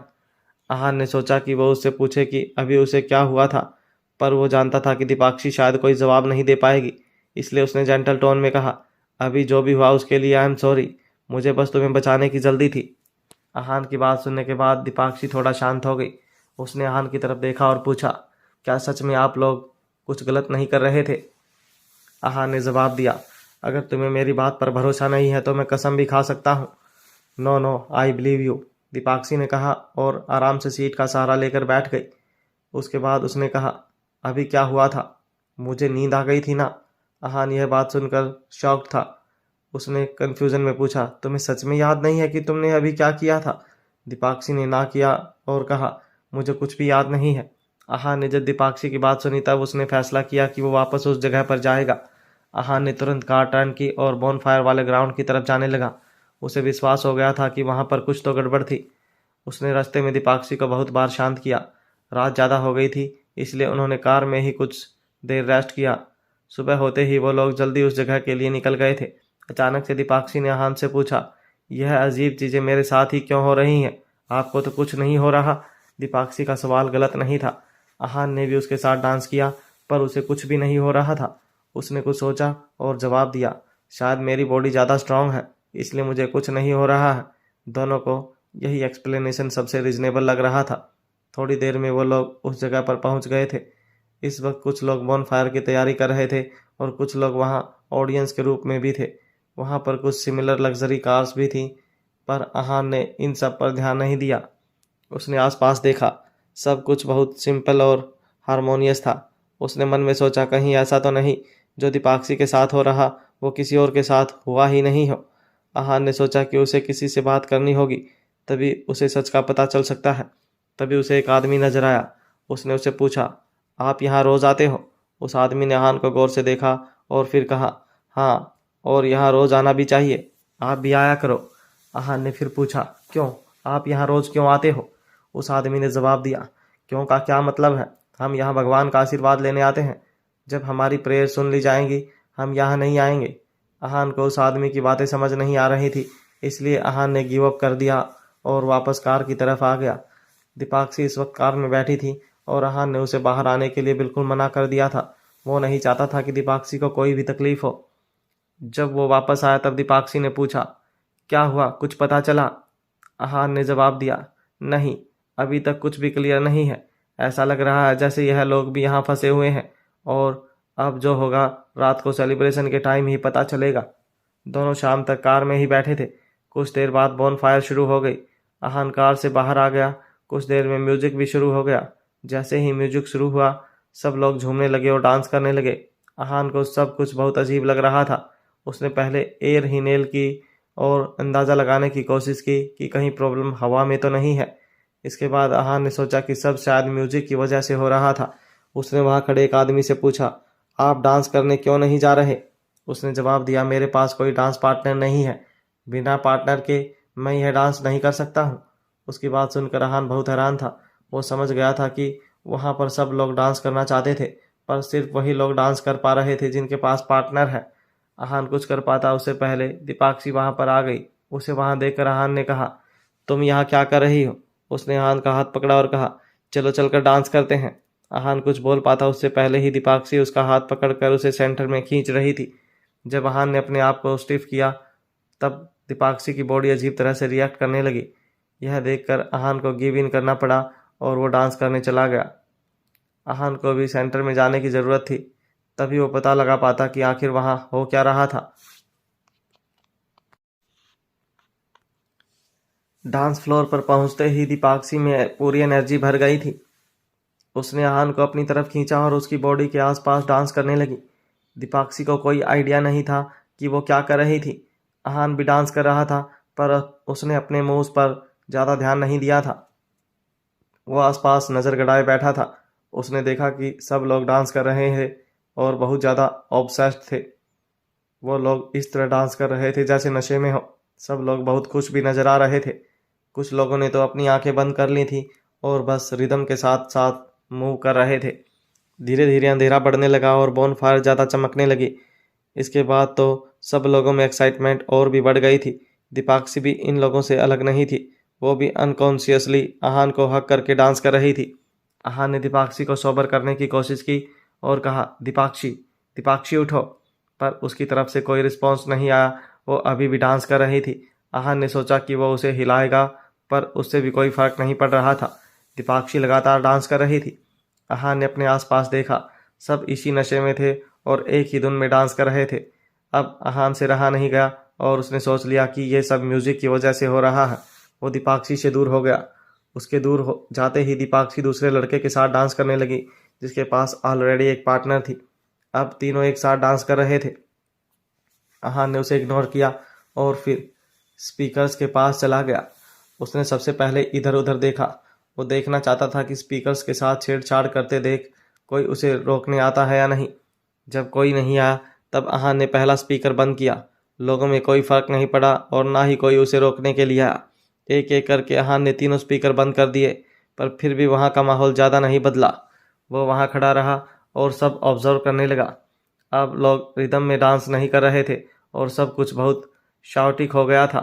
उन्होंने अब म्यूजिक बंद होने के काफ़ी देर बाद भी डांस करना बंद नहीं किया। तब आहान ने फिर से स्पीकर ऑन कर दिए। जैसे ही म्यूजिक फिर से बजना शुरू हुआ, सब ने रिदम में डांस करना शुरू कर दिया था। आहान ने गहरी सांस ली और फिर से डांस फ्लोर पर आ गया, जहाँ पर दीपाक्षी दो अनजान लोगों के साथ इंटीमेटली डांस कर रही थी। आहान ने उसका हाथ पकड़कर उसे अपने पास खींचा और उसके साथ डांस करने लगा। वो उसकी फ्रैग्रेंस से बहुत अट्रैक्ट हो जाता था। उसके साथ डांस करते वक्त आहान सब भूल गया था और अब बस उसका ध्यान सिर्फ डांस में ही था। आहान अपना मकसद तक भूल गया था। पहले की तरह फिर से दोनों वहीं सो गए थे। जब सुबह का सूरज चमकने लगा तब आहान की आंखें खुली। उसे पिछले दिन की सारी बातें याद नहीं थी, पर कुछ बातें याद थी। इस बार आहान को बिल्कुल हैरानी नहीं हुई थी। उसने देखा कि दीपाक्षी और उसके आसपास बहुत सारे लोग अभी भी सोए हुए थे। बोनफायर पूरी तरह से जल चुकी थी। पहले के मुकाबले आहान अब थोड़ा बेटर फील कर रहा था। हालांकि वो नहीं जानता था कि यहाँ पर एग्जैक्टली क्या हो रहा था और वो बेहोश कैसे हो गया था, पर फिर भी आहान का मन शांत था। कुछ देर बाद दीपाक्षी भी उठ गई। उसके जहन में अभी भी रात की कुछ बातें ताज़ा थी, इसलिए वो बहुत एम्बैरेस्ड फील कर रही थी। उसने एक बार भी आहान से नज़रें नहीं मिलाई थी। आहान ने उससे पूछा, तुम्हें याद है कल क्या हुआ था? दीपाक्षी का चेहरा लाल हो गया। उसने कहा, हाँ, पर मैं ऐसी नहीं हूँ। जो भी हुआ मैं बहुत शर्मिंदा हूँ। आहान जानता था कि ये सब नशे की वजह से हुआ था, इसलिए उसने कुछ नहीं कहा और ना ही दीपाक्षी को जज किया। पर उसे ये समझ नहीं आ रहा था कि शाम होते ही उसकी बॉडी डांस क्यों करने लगती है। आहान नहीं चाहता था कि दीपाक्षी हमेशा ऐसी ही रहे, इसलिए उसका इस मामले को सॉल्व करना बहुत ज़रूरी हो गया था। उसने दीपाक्षी को देखा और कहा, हम कुछ दिन यहीं रुकेंगे। दीपाक्षी कंफ्यूज थी। उसने कहा, क्यों, हमें नीतू दीदी को ढूंढने नहीं जाना है? उसे अभी भी एग्जैक्टली नहीं पता था कि उसके साथ क्या हुआ था। आहान ने जवाब दिया, नहीं, पहले यहाँ के कुछ मैटर्स हैं जो मुझे सॉल्व करने हैं। हम पास के शहर में जाकर फ्रेश होएंगे और फिर शाम को यहाँ पर आएंगे। दीपाक्षी ने सोचा कि उसके साथ क्या हुआ था और उसने क्या किया था। वो इस बात के लिए मना करना चाहती थी, क्योंकि उसके हिसाब से ये सब उसकी जैसी खानदानी लड़की को शोभा नहीं देता है। पर फिर उसे भी सब जानना था, इसलिए वो आहान की बात मान गई। होटल में चेक इन करने के बाद दोनों फ्रेश हो गए। दोनों को बहुत सुकून मिल रहा था। उसके बाद दोनों ने खाना खाया और फिर शाम होने का इंतज़ार करने लगे। करीब 4 बजे वो दोनों फिर से उस बॉनफायर की जगह पर पहुंच गए थे। आहान कोई भी डिटेल मिस नहीं करना चाहता था, इसलिए जल्दी वहां आ गया था। उसने नोटिस किया कि वहां पर रोज़ नए चेहरे दिखाई देते थे, कुछ पुराने चेहरे भी थे। वो सब कुछ बहुत क्लोजली ऑब्जर्व कर रहा था। वो एक भी डिटेल मिस नहीं करना चाहता था। जब सूरज ढलने वाला था तब कोई ट्रस्ट के पास आया और लकड़ियाँ निकालने लगा। ये लकड़ियाँ बोनफायर के लिए थी। आहान ने ये देखा और उस आदमी को रोकने लगा। उसके मन में आया, कहीं इन लकड़ियों में तो कुछ नहीं है। जब वो उस आदमी को रोक रहा था तब उस आदमी ने पूछा, क्या हुआ, क्या कर रहे हो तुम? आहान ने उसे पकड़ा और कहा, तुम्हें ये लकड़ियाँ यहाँ लाने के लिए किसने कहा है? उस आदमी ने जवाब दिया, मुझे क्या पता, मुझे तो ये लकड़ियाँ यहाँ लाने के पैसे मिलते हैं, ये मेरा काम है, इसमें कुछ गलत या खतरनाक थोड़ी है। आहान ने उसे गौर से देखा, वो झूठ नहीं बोल रहा था। उसने उससे पूछा, तुम ये लकड़ियाँ रोज यहाँ लाते हो? उस आदमी ने हाँ में गर्दन हिलाई और फिर कहा, हाँ, 1 महीने से यहाँ पर ये शोर शराबा चल रहा है, मुझे भी समझ नहीं आ रहा कि ये लोग करते क्या रहते हैं। आहान ये बात सुनकर सरप्राइज हो गया। उसने नहीं सोचा था कि ये सब लगभग 1 महीने से चल रहा है। उसने उस आदमी से पूछा, तो यहाँ कुछ अजीब नहीं होता? उस आदमी ने जवाब दिया, यहाँ सब नाचते रहते हैं, इससे अजीब और क्या हो सकता है? आहान ने फिर से पूछा, नहीं, मतलब कोई मिसिंग या फिर इंजर्ड लोग हो, कोई किडनैपिंग या शायद मर्डर? उस आदमी ने इरिटेट होते हुए कहा, अच्छा, मेरे पास तुमसे बात करने का टाइम नहीं है, मुझे अभी बोन फायर सेट करना है। आहान ने कहा, मैं आपकी मदद कर देता हूँ। आहान ने जब लकड़ियों को हाथ लगाया तब उसमें कुछ भी अलग नहीं था। उसने एक बार फिर से पूछा, तुम ये लकड़ियाँ लेकर कहाँ से आए हो? उस आदमी ने कहा, पास में एक लॉन्गिंग फील्ड है, वहाँ से। अब तुम इतने सवाल क्यों कर रहे हो? यहाँ आए हो तो शांति से सेलिब्रेशन एंजॉय क्यों नहीं करते? आहान ने उसके आगे कुछ नहीं बोला। उसने उस आदमी की बोन फायर सेट करने में मदद की और उसके बाद वो 6 बजने का इंतजार करने लगे। 6 बजे उस आदमी ने बोन फायर पर तेल डाला और आग लगाकर वहाँ से चला गया। उसने वहाँ रुक कर बाकी लोगों की तरह डांस नहीं किया। जैसे ही बोन फायर शुरू हुआ, फिर से सब लोग डांस करने के लिए डांस फ्लोर पर आ गए थे। दीपाक्षी भी आहान के साथ फ्लोर पर आ गई थी। 2 बार एक्सपीरियंस करने के बाद आहान ने सोचा कि उसके बेहोशी का कारण शायद बोन फायर के बुझ जाने के वाली बात वाली स्मेल था। आहान इस वक्त दीपाक्षी के फ्रेगरेंस से बहुत अट्रैक्ट हो रहा था। उसे लग रहा था जैसे वो भी इस पागलपन का हिस्सा बन चुका था। बहुत देर तक आहान होश में रहा, पर फिर कब वो मदहोशी में डांस करने लगा उसे समझ नहीं आया। आहान को समझ नहीं आ रहा था कि उसके साथ क्या हो रहा था। वो बस फिर से एक बार ट्राई कर सकता था, शायद उसे अगली बार कोई अलग रिजल्ट मिल जाए। अगली सुबह जब बारिश के छींटे उस पर पड़े तब उसकी आंखें खुली। उसने देखा कि हमेशा की तरह सब लोग सोए हुए हैं। उसने अपने पास में सोई हुई दीपाक्षी को देखा, पर वो वहाँ पर नहीं थी। उसे वहाँ ना देखकर आहान बहुत परेशान हो गया और हड़बड़ाकर खड़ा हो गया। उसने पूरा एरिया छान लिया था, पर दीपाक्षी उसे कहीं भी नजर नहीं आ रही थी। दीपाक्षी गायब हो गई थी। उसके सोने के बाद वहाँ पर क्या हुआ था, इसका आहान को बिल्कुल अंदाजा नहीं था। शायद उसे उस वक्त ही कुछ लोग उठाकर ले गए होंगे। आहान बाहर बेचैन हो रहा था। उसे बिल्कुल अंदाजा नहीं था कि दीपाक्षी कहाँ है और वो सेफ है या नहीं। आहान इस वक्त कुछ नहीं जानता था। बारिश बढ़ रही थी, इसलिए सब लोग उठ गए थे। सब लोगों ने अपने बिलोंगिंग्स चेक किए और वहाँ से जाने लगे। ऐसा लग रहा था जैसे वो सब लोग रात को वहाँ पर एंजॉय करने जाते हैं और फिर सुबह उठकर अपने काम पर निकल जाते हैं। कुछ लोग कार में बैठकर निकल गए थे और कुछ लोग अभी भी वहीं पर थे। आहान ने कुछ लोगों से दीपाक्षी के बारे में और वहाँ आखिर क्या होता है उसके बारे में पूछा, पर सब जल्दी में थे, इसलिए किसी ने उसे ढंग से बात नहीं की थी। सब कपल्स थे, इसलिए आहान जानना चाहता था कि किसी और की वाइफ या पार्टनर उसकी तरह गायब हुई है या नहीं। आहान को एक आदमी अकेले जाते हुए दिखा। वो भागकर उसके पास गया और उसने पूछा, आप यहाँ अकेले आए थे? उस आदमी ने जवाब दिया, नहीं, मैं अपनी वाइफ के साथ आया था। आहान को लगा कि शायद ये आदमी उसे कुछ बता देगा, इसलिए उसने पूछा, तो अब वो कहाँ पर है? उस आदमी ने स्माइल किया और कहा, उसे भगवान ने चूज किया है, अब वो उनके पास है और वापस ब्लेश होकर आएगी। आहान को ये बातें सब समझ नहीं आ रही थी। उसने पूछा, चूज किया है मतलब वो भगवान के पास गई हैं? इन सब का मतलब क्या है? उस आदमी ने कहा, मतलब क्लियर है, वो भगवान के पास गई हैं, भगवान ने ब्लास्ट करने के लिए उसे चूज किया है। उसके बाद आहान ने पूछा, क्या आपको पता है भगवान कहाँ है? उस आदमी ने ना में गर्दन हिलाई और कहा, वो एक सीक्रेट है, उनके बारे में आम लोग नहीं जान सकते हैं। आहान की बेचैनी बढ़ती जा रही थी। उसे दीपाक्षी की बहुत फिक्र हो रही थी। कुछ सोचने के बाद उसने फिर से पूछा, तो फिर आपको कैसे पता कि वो वापस आ जाएगी? क्या ऐसे पहले भी हुआ है? उस आदमी ने कहा, हाँ।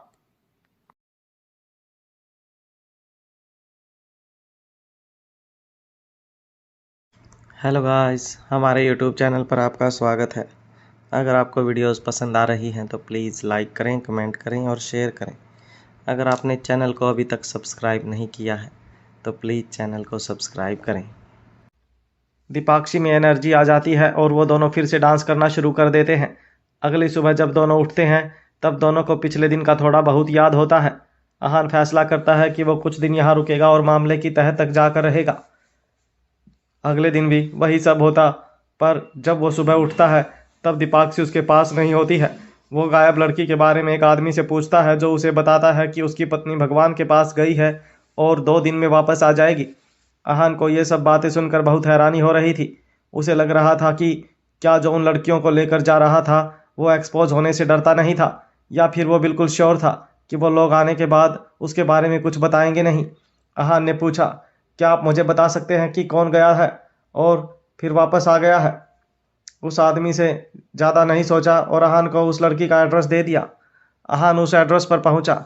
उसने आसपास देखा और फिर उसने दरवाज़ा नॉक किया। किसी ने तुरंत दरवाज़ा खोल दिया। दरवाज़ा खोलने वाली एक अपने 20s में लड़की थी। वो बहुत ज़्यादा खूबसूरत थी। कोई अगर उसे एक बार देख लेता तो फिर अपनी नज़रें नहीं हटा सकता था। अहान ने मन में सोचा, शायद वो खूबसूरती की वजह से लड़कियों को उठा कर ले जाते हैं। दीपाक्षी भी तो बहुत खूबसूरत है। उस लड़की ने कहा, जी आप कौन हैं? आपको कुछ काम है? अहान ने उसकी तरफ देखा और कहा, आप बोनफायर पार्टी में थी ना, आपको याद है? उस लड़की ने अहान को देखा और हाँ में अपना सिर हिला दिया। अहान ने कहा, मेरा नाम अहान है, मैं भी उस सेलिब्रेशन में मौजूद था। मेरी वाइफ गायब हो गई है और मैं उसके बारे में पता करना चाहता हूँ। आप मेरी भगवान को ढूंढने में मदद करेंगी?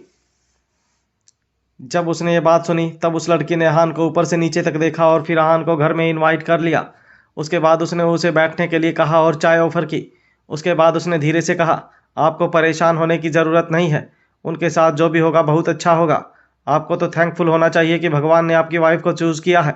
वंडरफुल चीज़ें उनका इंतज़ार कर रही हैं। अहान को ये सब बातें सुनने में कोई इंटरेस्ट नहीं था। उसने तुरंत पूछा, मैंने सुना है कि आप वहाँ से आई हैं। क्या आप मुझे बता सकती हैं कि वो क्या जगह है? आप मुझे वहाँ लेकर जा सकती हैं? उस लड़की ने ना में गर्दन हिलाई और कहा, नहीं, उस जगह के बारे में कोई नहीं जानता है और ना ही किसी को जानना चाहिए। सब कुछ बहुत मीनिंगलेस है। अहान को समझ नहीं आ रहा था कि उन लोगों ने उसे कैसे ब्रेन वॉश किया था कि वो कुछ बताना ही नहीं चाह रही थी।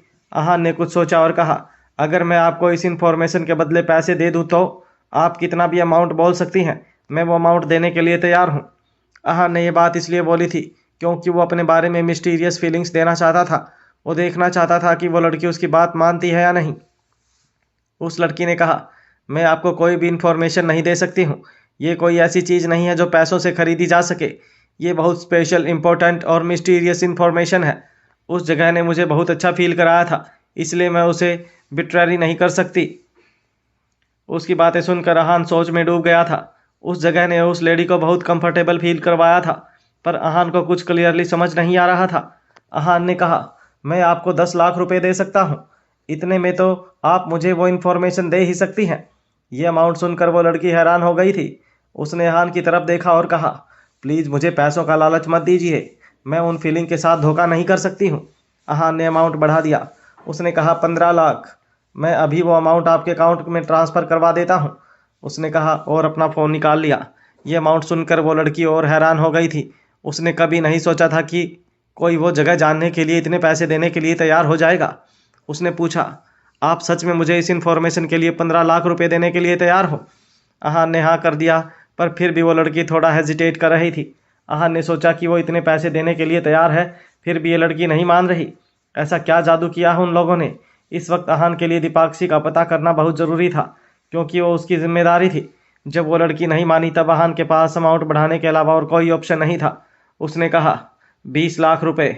इतनी सी इन्फॉर्मेशन के लिए मैं 20 लाख रुपए देने के लिए तैयार हूँ। अब तो तुम मुझे बता ही सकती हो। इतना बड़ा अमाउंट सुनकर उसने अपने ड्रेस के कोने को पकड़ लिया। उसके चेहरे से लग रहा था जैसे वो इन्फॉर्मेशन देने के लिए तैयार है। पहले तो उसे विश्वास ही नहीं हुआ, पर फिर जब अहान ने उसका अकाउंट नंबर पूछा तब उसे विश्वास हो गया था। उसने टेबल पर पड़ा पानी का गिलास उठाया और पानी पीने के बाद कहा, मैं आपको उस जगह के बारे में बता सकती हूँ, पर आप किसी को बताना मत कि मैंने बताया है। अहान उसका डर समझ गया था।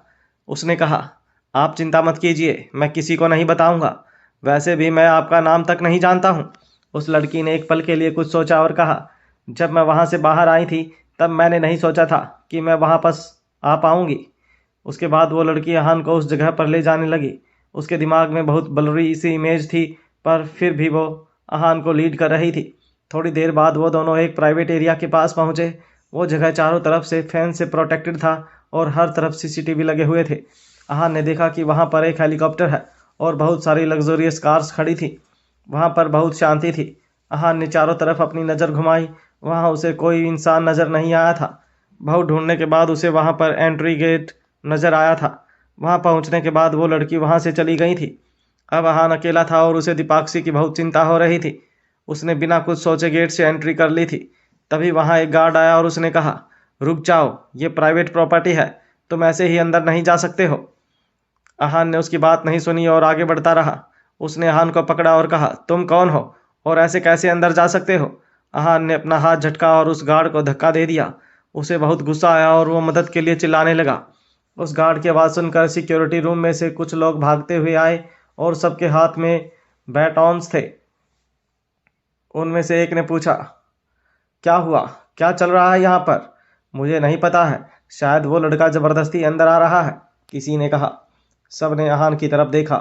वो ऑलरेडी गेट के अंदर आ चुका था। कुछ लोग उसे रोकने के लिए गए। ए, रुक जाओ, आगे मत बढ़ो। सब लोग अहान को रोकने की कोशिश कर रहे थे, पर कोई फ़ायदा नहीं हो रहा था। अहान सबको धक्का देता हुआ दीपाक्षी की चिंता में आगे बढ़ रहा था। जब उसने देखा कि विला ज़्यादा दूर नहीं है, तब वो भागने लगा। सिक्योरिटी गार्ड्स भी उसके पीछे भाग रहे थे, पर वो सब अहान से बहुत स्लो थे। फाइनली विला के गेट के पास आने के बाद अहान ने देखा कि वो बहुत मैग्निफिसेंट विला था। वहाँ पर जैसा डेकोरेशन था वो आम आदमी नहीं करवा सकता था। अहान वहाँ का एक्सटीरियर देखता ही रह गया। इस वक्त सिक्योरिटी गार्ड्स भी वहाँ पर आ चुके थे। जैसे ही अहान दरवाज़ा खोलकर अंदर जाने वाला था, वैसे ही दरवाज़ा खुला और एक आदमी बाहर आया। उसका फेस बिल्कुल क्लियर था और वो बहुत टिप टॉप लग रहा था। उस आदमी ने अहान को देखकर कहा, भाग सकते हो तो कहीं भी भागोगे। सिक्योरिटी गार्ड्स भी वहाँ पर थे। अहान ने उनकी तरफ कोई ध्यान नहीं दिया था। वो आगे बढ़ा और बिना किसी वार्निंग के उसने उस आदमी पर अटैक किया। वो आदमी शायद अहान के अटैक के लिए तैयार था। उसने तुरंत अहान के पंच को डॉज कर दिया था। उसके बाद दोनों के बीच में मूव्स एक्सचेंज होने लगे।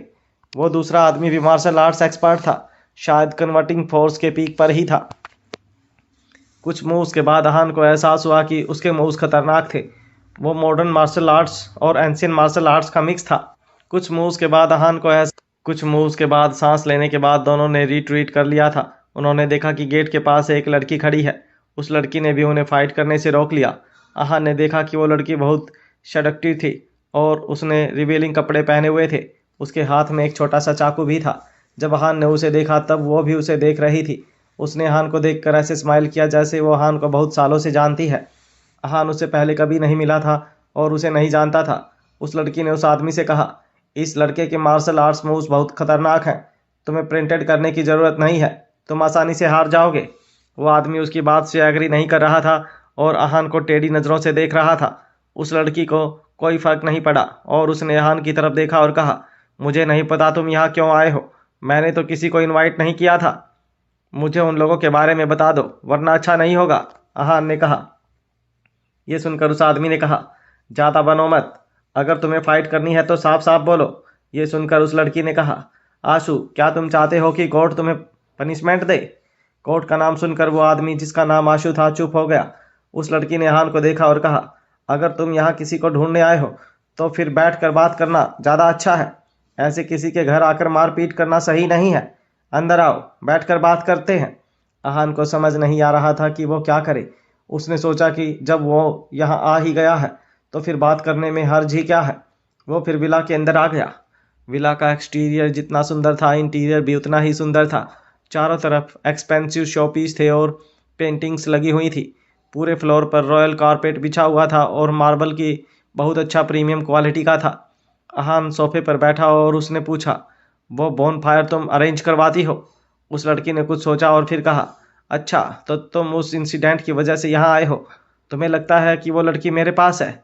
अहान ने कहा, मुझे कोई फ़र्क नहीं पड़ता कि तुम क्या करते हो और क्या नहीं, बस मुझे वो लड़की वापस सही सलामत चाहिए। उस लड़की ने स्माइल किया और कहा, ऑफ कोर्स, हम तुम्हें ऑफेंड नहीं करेंगे, आखिर तुम कन्वर्टिंग फोर्स के मार्शल आर्टिस्ट हो। उस लड़की की बातें सुनकर अहान को भरोसा हो गया था कि दीपाक्षी उनके पास ही है। आहान ने कहा, तुम कल रात को जिस लड़की को लाए थे मुझे वो वापस चाहिए। उस लड़की के चेहरे पर अभी भी स्माइल थी। उसने स्माइल करते हुए ही कहा, ओके, मैं देख कर आती हूँ। अगर वो लड़की आ गई है तो आप उसे ले जा सकते हो, पर अगर वो नहीं आई है तो फिर आपको शाम तक इंतजार करना पड़ेगा। आहान ने तुरंत हैरानी में पूछा, अगर वो यहाँ नहीं है तो फिर कहाँ है? उस लड़की ने जवाब दिया, मुझे भी नहीं पता वो कहाँ है। यह इसके आने के बाद ही पता चल सकता है, पर आप चिंता मत कीजिए, वो हमारी चीज़ों को हाथ नहीं लगाएंगे। वो लोग दीपाक्षी को ऐसे ट्रीट कर रहे थे जैसे वो कोई इंसान नहीं बल्कि सामान है। यह सुनकर आहान को बहुत अजीब लगा, पर उसने यह बात जाहिर नहीं होने दी। उसने कहा, आई होप तुम मुझसे झूठ नहीं बोल रही हो। उस लड़की ने कोई जवाब नहीं दिया, बल्कि बस स्माइल करके रूम से बाहर चली गई। अब रूम में बस आहान और आशु बचे थे। कुछ देर बाद एक मेड ने आहान को चाय सर्व की। आहान ने चाय के कप को ध्यान से देखा, पर उसने चाय नहीं पी। उसे नहीं पता था कि वो कैसे लोगों के बीच में है, इसलिए आहान ऐसा कुछ नहीं करना चाहता था जिसकी वजह से उसे कोई प्रॉब्लम हो। वो शुरू से ही सावधान रहना चाहता था। बहुत देर बैठने के बाद जब वो लड़की नहीं आई, तब आहान जाकर देखना चाहता था कि वो लड़की कहाँ गई है, पर आंसू ने उसे रोक लिया। उसने कहा, उसकी परमिशन के बिना तुम कहीं नहीं जा सकते हो। आहान को इन सब बातों से कोई फर्क नहीं पड़ने वाला था। उसने कहा, मैं जहाँ चाहूँ वहाँ जा सकता हूँ। जब आहान ने यह बात बोली तब आशु के चेहरे पर अलग सा एक्सप्रेशन आ गया था और ऐसा लग रहा था जैसे वो आहान से फाइट करने के लिए अब और इंतजार नहीं कर सकता है। आहान भी तैयार था, पर दोनों एक दूसरे पर अटैक कर पाते उससे पहले ही वो लड़की वापस आ गई थी। उसने जब देखा कि यह दोनों लड़ने वाले हैं, तब उसने कहा, तुम आदमी भी अजीब हो, बस जब देखो लड़ने मरने के लिए तैयार रहते हो। थोड़ी शांति नहीं रह सकते हो क्या? आओ मैं बताती हूँ कि क्या हुआ है। वो आगे चलने लगी और उसके पीछे आहान चल रहा था। दोनों अब आमने सामने बैठे थे। आहान ने उस लड़की से पूछा, जिसे मैं ढूंढ रहा हूँ वो कहाँ है? आहान उसे घूर रहा था, पर उस लड़की के चेहरे पर कोई एक्सप्रेशन नहीं था। वो बहुत मिस्टीरियस फीलिंग्स दे रही थी और आहान जानता था कि वो यह सब जानबूझकर कर रही है। वो आहान को सेड्यूस करने की कोशिश कर रही थी, पर आहान ऐसा लड़का नहीं था। उस लड़की ने फाइनली स्माइल करते हुए कहा, वो अभी तक आई नहीं है, पर इसका मतलब यह नहीं है कि वो आएगी नहीं। हमारे पास लड़कियां वापस शाम तक ही आती हैं। आहान ने गुस्से में कहा, अभी वो कहाँ है? उस लड़की ने कहा, मैंने कहा ना, हमें नहीं पता वो कहाँ है। वो जब आएगी तभी पता चलेगा। कुछ देर यहाँ रुको, वो आ जाएगी। इतने में आहान को बहुत गुस्सा आया और उसने उस लड़की के हाथ से चाकू लेकर उसके गले के पास ले आया। आहान कभी किसी औरत पर अटैक नहीं करता था, इसलिए उसे यह सब करते हुए बहुत अजीब लग रहा था। पर फिर उसने मन में सोचा, अगर मैंने ऐसा नहीं किया तो फिर मुझे दीपाक्षी के बारे में कभी पता नहीं चलेगा। मैं इसे हर्ट नहीं करूँगा, पर इसे डराकर दीपाक्षी की लोकेशन जानूंगा। इसके बाद उसने उस लड़की से कहा, बताओ वो लड़की कहाँ है जिसे तुम लोग कल लाए थे?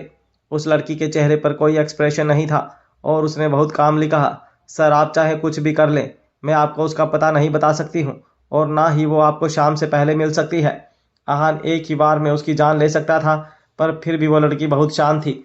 वो ना घबराई और ना ही उसने आहान के लिए कुछ कहा। आहान को समझ नहीं आ रहा था कि वो इतनी शांत कैसे हो सकती थी। उसने कहा, तुम्हें क्या लगता है मैं तुम्हें मार नहीं सकता? उस लड़की ने सेम टोन में जवाब दिया, मुझे पूरा भरोसा है कि आप एक ही बार में मेरी जान ले सकते हो, पर मुझे यह समझ नहीं आ रहा है कि आप मेरी जान लेना क्यों चाहते हैं। मैं जो कर सकती थी मैंने कर दिया। आहान इस वक्त बहुत हैरान था। वो लड़की तो बिल्कुल नहीं डर रही थी, पर आंसू भी वहां पर चुपचाप खड़ा था और उस लड़की को बचाने की कोशिश नहीं कर रहा था। आहान ने कहा, तुम मुझे मजबूर कर रही हो। अगर तुमने मुझे उसका पता नहीं बताया तो मैं तुम्हें जान से मार दूंगा। उस लड़की ने कहा, मैं कुछ नहीं कर सकती। अगर आपको लगता है कि मुझे मारने से आपको वो मिल जाएगी तो आप मुझे मार सकते हैं। उसे देखकर ऐसा लग रहा था जैसे उसने मान लिया था कि उसका आखिरी वक्त आ गया है। आहान चाकू उसके गले के बहुत करीब ले आया था। चाकू अब उसके गले को टच कर रहा था। फिर भी वो लड़की ना चिल्ला रही थी और ना ही घबरा रही थी। उसके चेहरे पर स्माइल थी, जिसकी वजह से ऐसा लग रहा था जैसे वो हंसते हंसते अपनी मौत एक्सेप्ट कर रही है। आहान समझ गया था कि उसे डराने धमकाने का कोई फायदा नहीं है, इसलिए उसने उसे छोड़ दिया। उस लड़की ने भी अब चैन की सांस ली और अपनी आंखें बंद कर ली। उसने बहुत मासूमियत से कहा, आप बहुत खतरनाक हैं। आप इतनी खूबसूरत और नाजुक लड़की को मारना चाहते थे? यह करते हुए आपके हाथ शिविर नहीं किए? अहान ने उसे गुस्से से देखा। उसकी मासूमियत पर अहान एक बार फिर भी पिघला नहीं और उसने रूखी टोन में कहा, बकवास बंद करो और मेरी बात को ध्यान से सुनो। अगर शाम तक मुझे वो लड़की नहीं मिली तो फिर अच्छा नहीं होगा। उस लड़की ने बहुत सीरियस टोन में कहा, मैंने आपसे प्रॉमिस किया है कि वो आपको शाम को मिल जाएगी, मतलब मिल जाएगी। अगर ऐसा नहीं हुआ तो मैं भी यही हूँ और चाकू भी आपके हाथ में ही है। अहान के पास उन लबों पर भरोसा करने के अलावा और कोई ऑप्शन नहीं था। अहान मेन हॉल में शाम होने का इंतजार कर रहा था। उस लड़की ने अहान से कहा, सर आप मेरे साथ वॉक पर चलेंगे? अहान ने कहा नहीं। उसके बाद वो लड़की वहां से चली गई और कुछ देर बाद फिर से अहान के पास आई। अहान इस वक्त सोफे पर बैठा हुआ था और दीपाक्षी के बारे में सोच रहा था। वो लड़की अहान के पास आकर बैठ गई और उसने कहा, हम इतनी देर से साथ हैं पर फिर भी मुझे आपका नाम नहीं पता है। वैसे मेरा नाम जैनी है, आपका नाम क्या है? अहान ने उसकी बातों को इग्नोर कर दिया था। वो उससे बात करने में बिल्कुल इंटरेस्टेड नहीं था। जब अहान ने कोई जवाब नहीं दिया तब जैनी उसके और पास आ गई और उसके हाथों को अपने अराउंड लेकर उससे चिपक कर बैठ गई। अहान को बहुत अजीब लग रहा था पर उसने कुछ कहा नहीं। पर जैनी नहीं रुकी। उसने अपने हाथों को अहान की चेस्ट पर रख लिया था और उसके बहुत करीब आकर बैठ गई। तब अहान को कहा, get away, how dare you to touch me? Jenny ने स्माइल किया और कहा, मैंने तो सिर्फ आपका नाम पूछा है। अहान ने उसकी तरफ देखा और कहा, मैं कोई बहुत पॉपुलर इंसान नहीं हूँ, मेरा नाम विराट खुराना है। अहान ने उस लड़की को अपना असली नाम नहीं बताया था। जैनी ने अहान की तरफ देखा और कहा, विराट खुराना, यह नाम तो मैंने पहले कभी नहीं सुना है। आप मुझसे झूठ तो नहीं बोल रहे हैं ना मिस्टर विराट खुराना? मैं झूठ क्यों बोलूँगा?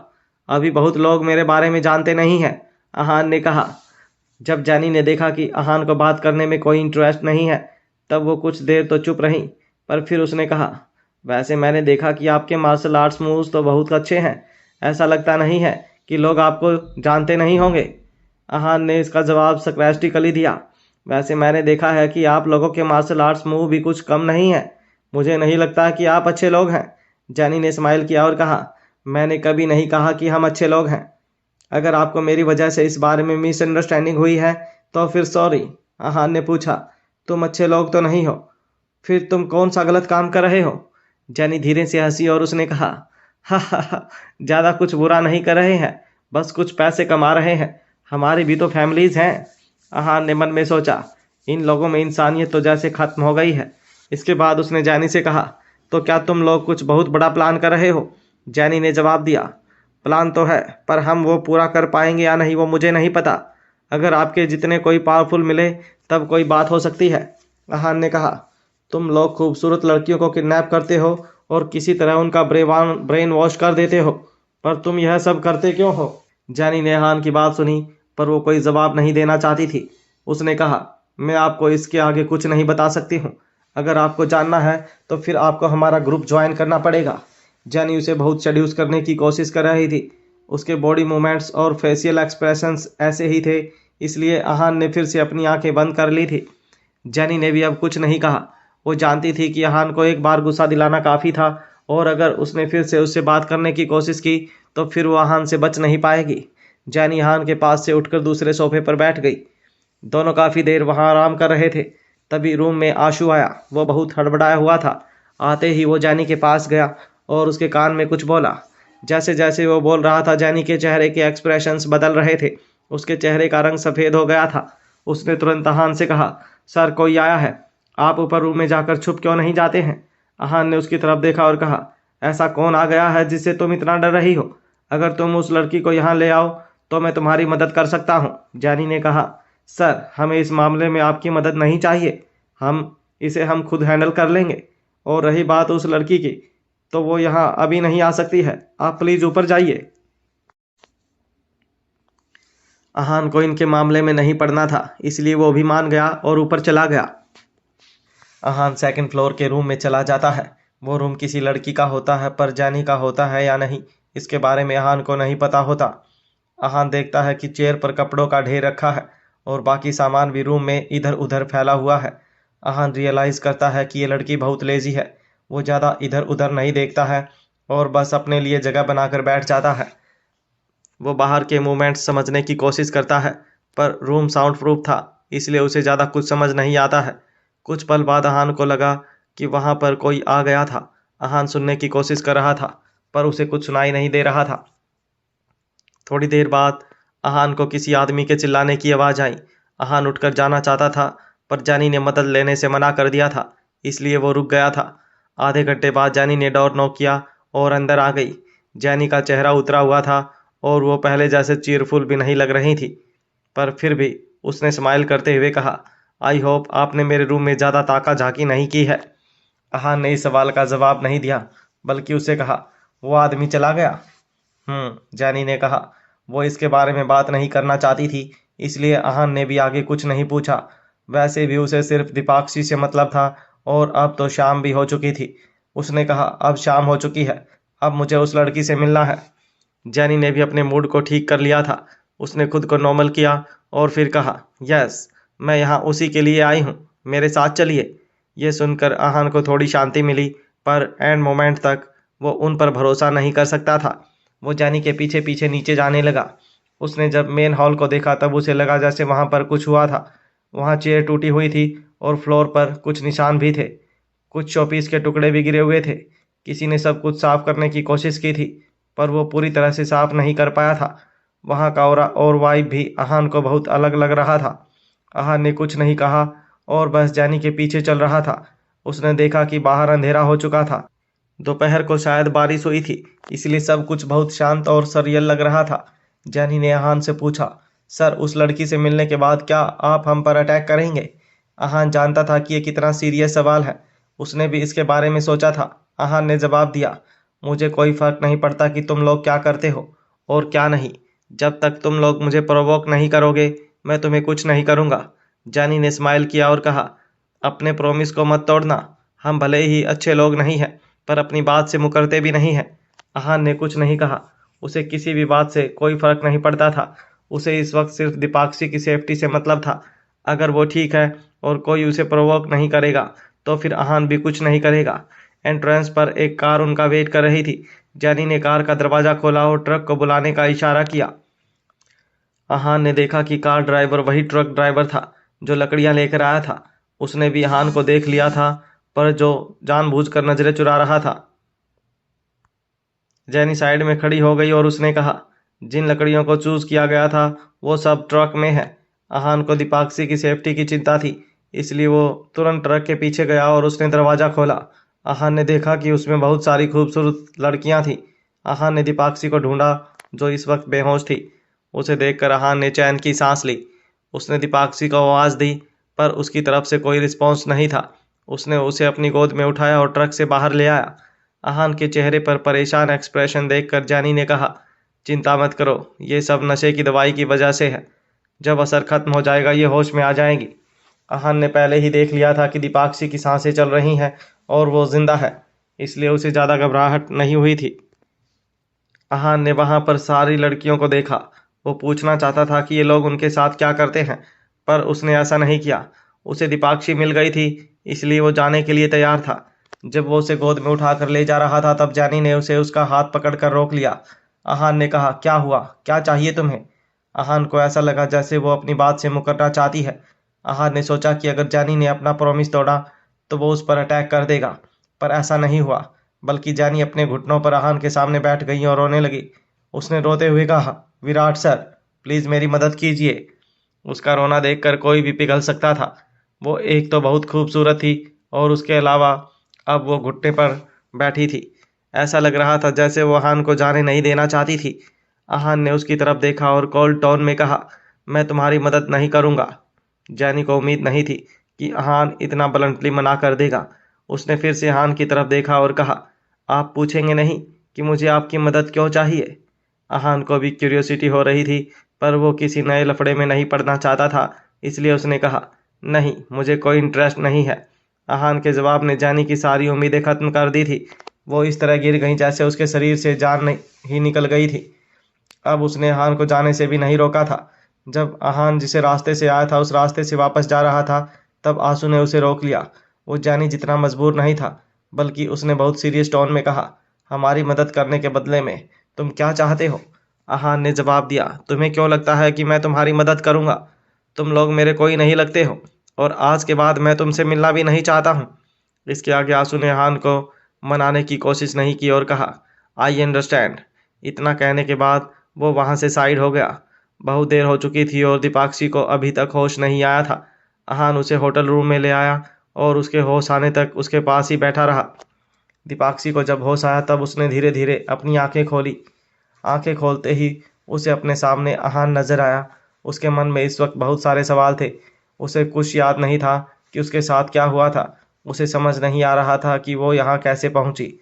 वो कन्फ्यूजन में अहान को देख रही थी, पर अहान का इस वक्त उसकी कन्फ्यूजन दूर करने का इरादा नहीं था। उसने कहा, have a good rest, good night. इतना कहने के बाद वो अपने रूम में आ गया। अहान ने सोचा कि एक रात के आराम के बाद वो अपनी जर्नी फिर से कंटिन्यू करेंगे। आधी रात को किसी ने धीरे से अहान के रूम का दरवाज़ा खोला। अहान इस वक्त कच्ची नींद में था, इसलिए वह उठ गया, पर उसने एक भी आवाज़ नहीं की थी। वो अपने बेड पर बैठ गया और उस इंसान के अंदर आने का इंतज़ार करने लगा। रात के अंधेरे में एक पतला सा फिगर रूम में आया। उसने अपना एक हाथ अपनी चेस्ट पर रखा हुआ था। अहान उसे क्लोजली ऑब्जर्व कर रहा था और देख रहा था कि वह इंसान क्या करने वाला था। अहान ने कुछ नहीं बोला था, इसलिए उस इंसान को नहीं पता था कि वह उठ चुका है। वह इंसान चुपचाप बाथरूम में गया। अंदर से अहान को पानी के बहने की आवाज़ आ रही थी। उसने बाथरूम की लाइट ऑन नहीं की थी, क्योंकि शायद उसे डर था कि कोई उसे देख लेगा।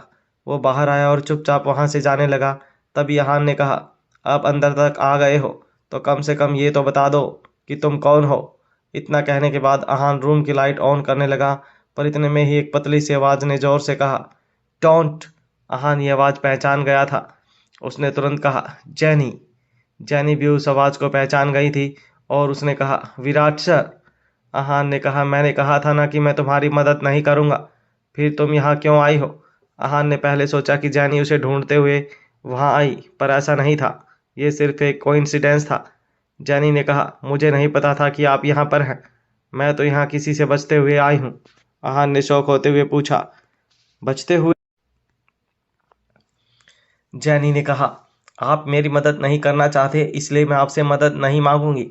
मुझे कैसे बचना है ये मैं खुद देख लूंगी। अहान ने पूछा, आशु कहाँ है? जैनी ने जवाब दिया, वो तो अब तक मर गया होगा। उसके दिल में आशु की मौत को लेकर कोई फीलिंग्स नहीं थी। वो वहाँ पर एक्सप्रेशन लेस फेस के साथ खड़ी थी। अहान ने उसकी तरफ देखा और कहा, अगर तुम चाहो तो यहाँ पर रात के लिए रुक सकती हो। जैनी ने ना में अपनी गर्दन हिलाई और कहा, मैं अगर बचना चाहूँ तब भी बच नहीं सकती हूँ। अहान की एक रात की मदद से कुछ होने वाला नहीं था, इसलिए जैनी ने मना कर दिया। जैनी वहां से जाने ही वाली थी कि तभी अहान के रूम में एक तेज आवाज़ हुई और किसी ने उसके रूम का विंडो तोड़ दिया था। अहान तुरंत उस तरफ भाग कर गया। उसका रूम 6th फ्लोर पर था, इसलिए वो जान गया था कि ये जो भी इंसान था बहुत पावरफुल था। अहान उस आदमी का चेहरा देख पाता उससे पहले ही वो आदमी अहान को पहचान गया था। उसने तुरंत कहा, अच्छा तो तुम हो। अहान भी बहुत सरप्राइज था। उसे उम्मीद नहीं थी कि वो इंसान को यहाँ देखेगा। अहान ने कहा, नरेश चोपड़ा, क्या तुम्हें नहीं पता है कि ऐसे विंडो से चोर आते हैं? तुम्हें ऐसे आने की ज़रूरत पड़ रही है? सब ठीक तो है ना? नरेश को उम्मीद नहीं थी कि अहान उससे ऐसी बात कहेगा। उसने अपना पैर पटका और कहा, उस दिन तो मुझे वहाँ से जाना पड़ा था, पर अब देखता हूँ कि आज तुम्हें मुझसे कौन बचाता है। आज तुम्हें पता चलेगा कि मार्शल आर्ट्स होता क्या है। इतना कहने के बाद नरेश भागकर अहान के पास आया और उस पर अटैक करने लगा, पर इतने में ही अहान भागकर पेट बेड पर चढ़ गया और नरेश के ऊपर ब्लैंकेट फेंक दी। नरेश ने उसे इग्नोर किया और पूछा, वो लड़की कहाँ है? अहान जानता था कि नरेश नीतू की बात कर रहा है। उसने कहा, हम थोड़ी देर फाइट करते हैं, वो अपने आप आ जाएगी। नरेश कुछ देर तक वहाँ खड़ा रहा और एक बार अहान को देख रहा था और एक बार जैनी को। कोई एक्शन ना लेते देख अहान ने कहा, सोच क्या रहे हो? अगर फाइट करनी है तो जल्दी करो। एक बार वो आ गई तो फिर तुम दुब दबाकर भाग जाओगे। क्या इस प्रोवोकेशन के बाद नरेश और अहान में फाइट होने वाली है? अहान की बात सुनने के बाद नरेश ने अपना मन बना लिया था। उसने जैनी की तरफ देखा और कहा, आज तो मैं तुम्हें छोड़ रहा हूँ, पर देखता हूँ ये लड़का तुम्हारी जान कब तक बचा सकता है। इतना बोलने के बाद वो खिड़की से कूद गया। वो 6th फ्लोर पर था, इसलिए उसके लिए एक बहुत ईजी जंप था। अहान ने विंडो से बाहर देखा। उसे जब वहाँ कोई मूवमेंट नजर नहीं आई, तब उसने जैनी से कहा, वो यहाँ से जा चुका है। अहान नहीं जानता था कि उसने नरेश को कैसे ऑफेंड किया था और उसका जैनी की जान बचाने का कोई प्लान भी नहीं था, पर फिर भी उसने उसे बचा लिया था। जैनी ने गहरी सांस ली और कहा, फिर मुझे भी निकलना चाहिए। अहान ने कुछ सोचा और उसे रोकते हुए कहा, अब वो यहाँ पर वापस नहीं आएगा। तुम एक रात के लिए यहाँ रुक सकती हो, मैं तुम्हें जाने के लिए नहीं कहूँगा। जैनी इस वक्त कुछ सोचकर बहुत हेजिटेट कर रही थी। उसे देखकर अहान ने कहा, हम दोनों ही उसके दुश्मन हैं। उसने तुम्हें मेरे साथ देख लिया है, इसलिए वो वापस भी शायद नहीं आएगा। और वैसे भी एक दिन मुझे उससे फाइट करनी ही है, इसलिए मुझे कोई फर्क नहीं पड़ता है। जैनी तो पहले से अहान की मदद चाहती थी, पर अहान ने साफ इनकार कर दिया था, इसलिए जैनी ने कुछ नहीं कहा। अब जब अहान सामने से उसकी मदद करने के लिए तैयार था, तो फिर जैनी इनकार कैसे कर सकती थी। ठीक है, मैं रात के लिए यहाँ रुक जाती हूँ, कल सुबह वापस चली जाऊंगी, जैनी ने कहा। अहान को उसके वहाँ रहने से कोई प्रॉब्लम नहीं थी, पर वहाँ पर एक ही बेड था। इसका मतलब ये था कि उनको बेड शेयर करना पड़ेगा। अहान के लिए कोई बड़ी बात नहीं थी, इसलिए वो बेड के साइड में गया और उसने कैजुअली कहा, यहाँ पर एक ही बेड है, पर तुम आराम से मेरे साथ सो सकती हो।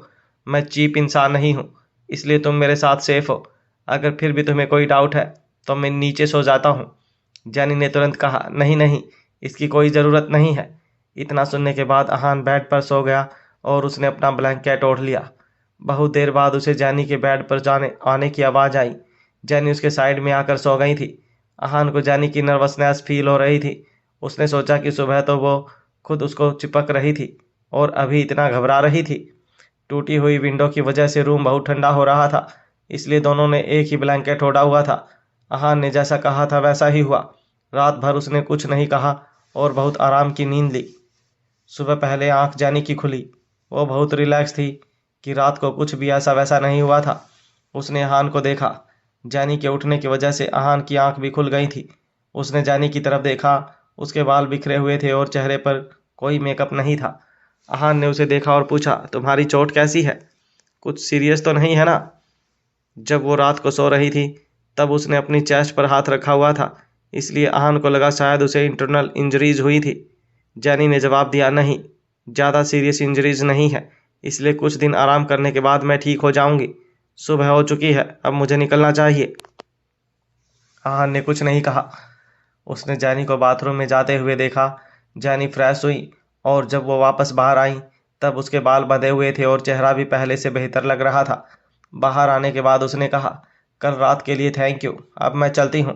अहान उसे जाते हुए देख रहा था। वो जानता था कि अगर बाहर उसे नरेश मिल गया तो फिर वो उसे कभी नहीं बच पाएगी, पर अब अहान भी कुछ नहीं कर सकता था। वो नहीं जानता था कि जैनी ने क्या किया है, पर उसे इतना पता था कि जैनी का बच पाना नामुमकिन है। जब जैनी ने दरवाज़ा खोला तब अहान उसे रोकना चाहता था और वो जानता था कि जैनी रुक भी जाएगी, पर जब वो बाहर चली गई तब उसने कुछ नहीं कहा। उसे जैनी के मामले से कोई लेना देना नहीं था। जैनी के वहाँ से जाने के बाद अहान दीपाक्षी को चेक करने गया। जब उसने दीपाक्षी के दरवाजे पर नॉक किया तब वो सोई हुई थी। उसने पैर पटकते हुए दरवाज़ा खोला और कहा, क्या है? मैं इतना सुकून से सो रही है, इतनी जल्दी क्यों उठाया मुझे? अहान ने उसे देखा और कहा, सॉरी, वापस सो जाओ। दीपाक्षी ने अहान के मुंह पर दरवाज़ा बंद किया और सोने चली गई। इसके बाद अहान फ्रेश होकर बाहर चला गया। वो देख रहा था कि उसे कुछ खरीदना तो नहीं है। सुबह सुबह बहुत अच्छी हवा चल रही थी और अहान बहुत रिलैक्स फील कर रहा था। सब जगह बहुत लाइवली माहौल था। वेंडर्स अपनी शॉप खोल रहे थे। पार्क में कुछ लोग एक्सरसाइज कर रहे थे तो कुछ लोग इधर उधर भाग रहे थे। अहान ये सब देखना बहुत इंजॉय कर रहा था। उसकी लाइफ में ऐसे शांति के पल बहुत कम आते थे। वो पार्क की एक बेंच पर बैठ गया और सब कुछ ऑब्जर्व करने लगा। अहान के चेहरे पर एक बहुत प्यारी सी स्माइल थी। अहान को ऐसे शांति के मौके बहुत कम मिलते थे और जब भी मिलते थे कोई ना कोई आकर उसका मूड खराब कर ही देता था। एक आदमी मास्क और सनग्लासेस पहने हुए अहान के पास आकर बैठ गया। अहान ने उसकी तरफ कोई ध्यान नहीं दिया, पर फिर उस आदमी ने कहा, विराट सर, मुझे आपके पास किसी ने एक मैसेज के साथ भेजा है। अहान तुरंत समझ गया था कि वो वहाँ पर जैनी के कहने पर आया है। उसने सिर्फ जैनी को ही अपना फेक नेम बताया था। क्या बात है? अहान ने धीरे से कहा। वो जानता था कि आदमी अपनी आइडेंटिटी किसी को बताना नहीं चाहता है। उस आदमी ने कहा, मैं आपको वो लेटर दूं उससे पहले वो चाहती है कि मैं आपसे एक सवाल पूछूं। अहान का मुंह बन गया। उसे प्रॉब्लमेटिक कन्वर्सेशन में कोई इंटरेस्ट नहीं था। अहान के पास से जाने के बाद जैनी वापस विला में नहीं जा सकती थी। वो अपनी एक दोस्त के पास चली गई थी। उसका घर अहान के होटल के पास ही था। सूरज की रोशनी में वो सामने से नहीं निकल सकती थी, इसलिए वो फर्स्ट फ्लोर के बाथरूम में गई और वहां की खिड़की से बाहर कूद कर टैक्सी लेकर अपनी दोस्त के घर आ गई थी। जैनी इस वक्त अपनी दोस्त के घर थी और सोफे पर बैठी हुई थी। उसकी दोस्त उसके लिए पानी लेकर आई। तब जैनी ने कहा, सॉरी सुहाना, मैं तुम्हें तकलीफ दे रही हूँ, पर मेरे पास कोई और ऑप्शन नहीं है। मुझे कुछ दिन तुम्हारे साथ रहना ही पड़ेगा। एक बार सब कुछ सेटल हो जाए, फिर मैं यहाँ से चली जाऊंगी। सुहाना ने गिलास देते हुए कहा, जैनी तुम कैसी बातें कर रही हो? हम कोई स्ट्रेंजर्स थोड़े हैं। तुम मेरी सबसे पुरानी दोस्त हो। तुम जब तक चाहो यहाँ रुक सकती हो। इसके बाद वो भी सोफे पर बैठ गई और उसने पूछा, ऐसा क्या हुआ जिसकी वजह से तुम्हें लोगों से भागना पड़ रहा है और छुपना पड़ रहा है? अपने पास्ट एक्सपीरियंसेस सोचने के बाद जैनी का दिल बैठ गया। उसे बहुत फ्रस्ट्रेटेड फील हो रहा था। उसने कहा, यह सब इसलिए हुआ क्योंकि मैंने किसी ऐसे को ऑफेंड कर दिया जिसे मुझे ऑफेंड नहीं करना चाहिए था। सुहाना ने कहा, तुम जैसी लड़की कैसे किसी प्रॉब्लम में फंस सकती है? तुम तो इतने लोगों को जानती हो, कोई भी तुम्हारी मदद कर सकता है। जैनी ने कहा, मेरा मजाक उड़ाने की ज़रूरत नहीं है। अगर जैसे तुम कह रही हो वैसा होता तो मुझे यहाँ छुपने की ज़रूरत नहीं पड़ती। मैंने अपने पैर पर खुद कुल्हाड़ी मारी है। मुझे लगता है कि अब मेरी ज़िंदगी बस उस आदमी से बचना कैसे है ये सोचने में ही निकल जाएगी। इतना कहकर जैनी सुहाना का सहारा लेकर बैठ गई। फिर उसने कहा, तुमने मुझे यहाँ रहने दिया, ये मेरे लिए बहुत बड़ी बात है। सुहाना ने स्माइल किया और कहा, मुझ पर इतना भरोसा करने की ज़रूरत नहीं है। अगर वो आदमी यहाँ आ गया तो मैं तो तुम्हें आगे कर दूंगी। जब जैनी ने यह सुना तब उसने प्रिंटेड किया कि उसे बहुत गुस्सा आया है और उसने कहा, तुम ऐसा करके तो बताओ। दोनों फ्रेंड्स इसके बाद हंसने लगी। इसके बाद सुहाना ने पूछा, मैं बहुत सिंपल लड़की हूँ, तुम्हारी तरह ऐसे हॉट शॉट्स तो हैंडल नहीं कर सकती हूँ। वैसे तुमने ऑफेंड किसे किया है? कहीं डेजर्ट वुल्फ फैमिली तो नहीं है? ये बात सुनकर जैनी के चेहरे के एक्सप्रेशंस चेंज हो गए। वो ऐसे दिखा रही थी जैसे सुहाना ने सही गैस किया है। सुहाना भी एक पल के लिए बहुत घबरा गई थी। सुहाना की आंखों में आंसू आ गए थे। तभी जानी ने कहा, अगर मैंने डेजर्ट वुल्फ फैमिली को ऑफेंड किया होता तो मैं तुम्हारे पास कभी नहीं आती। इससे अच्छा तो मैं उनके हाथों मर जाती। ये सुनकर सुहाना शांत हो गई। उसने कहा, मैं तुम्हारी मदद कर रही हूँ और तुम मुझसे ही झूठ बोल रही हो। जानी ने तुरंत सॉरी कहा। इसके बाद उसने बताना शुरू किया कि वो किस से भाग रही है। मैंने डेजर्ट वुल्फ को तो ऑफेंड नहीं किया है, पर मैंने जिसे ऑफेंड किया है उसे भी हैंडल करना आसान नहीं है। तुमने नरेश चोपड़ा का नाम सुना है? सुहाना की आंखें खुली की खुली रह गई। उसने पूछा, तुमने इसे कैसे ऑफेंड किया? वो तो बहुत खतरनाक है। वो तो किसी को मारने से पहले सोचता भी नहीं है। जैनी ने कहा, सब मेरी गलती यही है। जो हो रहा है मेरे लालच की वजह से हो रहा है। मुझे उसकी बेटी के हाथ में पहना हुआ क्लाउड पर्ल ब्रेसलेट के बारे में नहीं सोचना चाहिए था। अब सब कुछ इतना काओटिक हो गया है कि अब वो लोग मुझे इंसान समझते ही नहीं है और मुझे जान से मारना चाहते हैं। सुहाना ने पूछा, क्लाउड पर्ल क्या है? जैनी ने आह भरते हुए कहा, एक बहुत रेयर जेम है। वो बहुत ज़्यादा खूबसूरत है। उसे देखकर कोई भी उसे पाना चाहेगा। तभी तो मैंने नरेश चोपड़ा की बेटी पर अटैक करके वो ब्रेसलेट लेना चाहा था और अब मैं इतनी बड़ी मुसीबत में फंस गई हूँ। तुमने एक जैम के लिए नरेश चोपड़ा को ऑफेंड किया है? सुहाना ने कहा, हाँ, अगर तुमने वो ब्रेसलेट देख लिया तो तुम भी उसे पाना चाहोगी। जैनी ने कहा, क्या वो तुम्हारे पास है? सुहाना ने पूछा, हाँ, वो एक ऐसी जगह पर है जहाँ उसे कोई नहीं ढूंढ सकता है। वो जगह सिर्फ मुझे पता है। मैं उसे वो जैम वापस करना चाहती थी, पर वो तो मेरी जान के पीछे पड़ा है। अब अगर उसने मुझे मार भी दिया तब भी उसे वो जैम कभी नहीं मिल पाएगा। जैनी ने कहा, वो अभी तुम्हारे पास है? तुम अपने साथ लाई हो? सुहाना ने पूछा। नहीं, वो सेफ प्लेस पर है, जैनी ने कहा।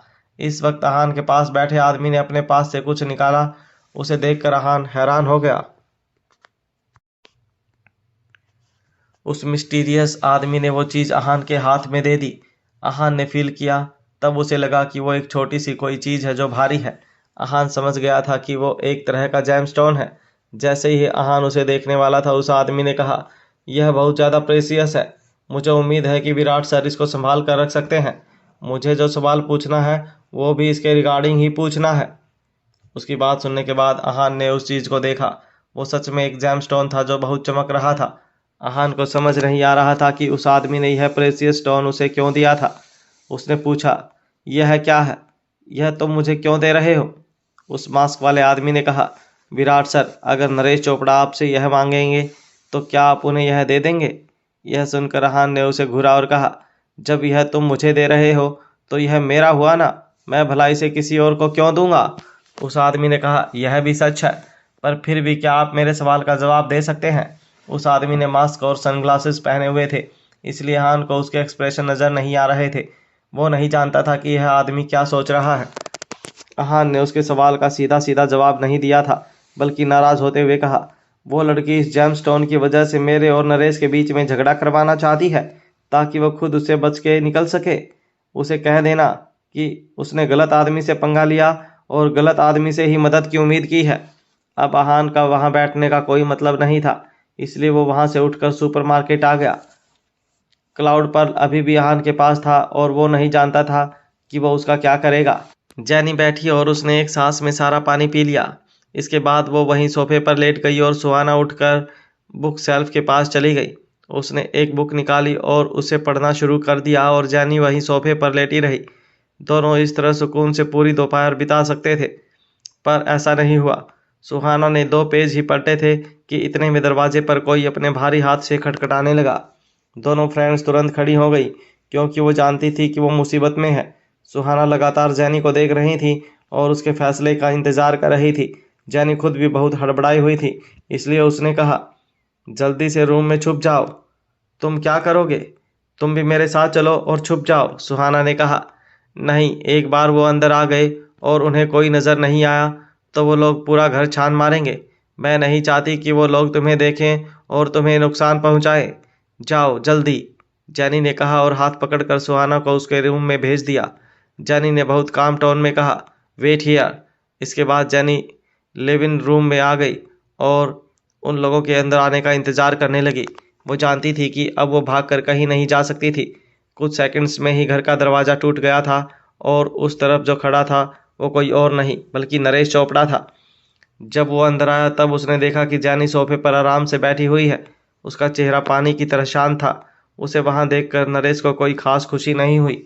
नरेश को देखकर जैनी ने कहा, क्या आप जानना नहीं चाहते हैं कि क्लाउड पर्ल कहाँ पर है? नरेश ने जवाब दिया, तुम्हें मारने के बाद मुझे वो भी पता चल जाएगा।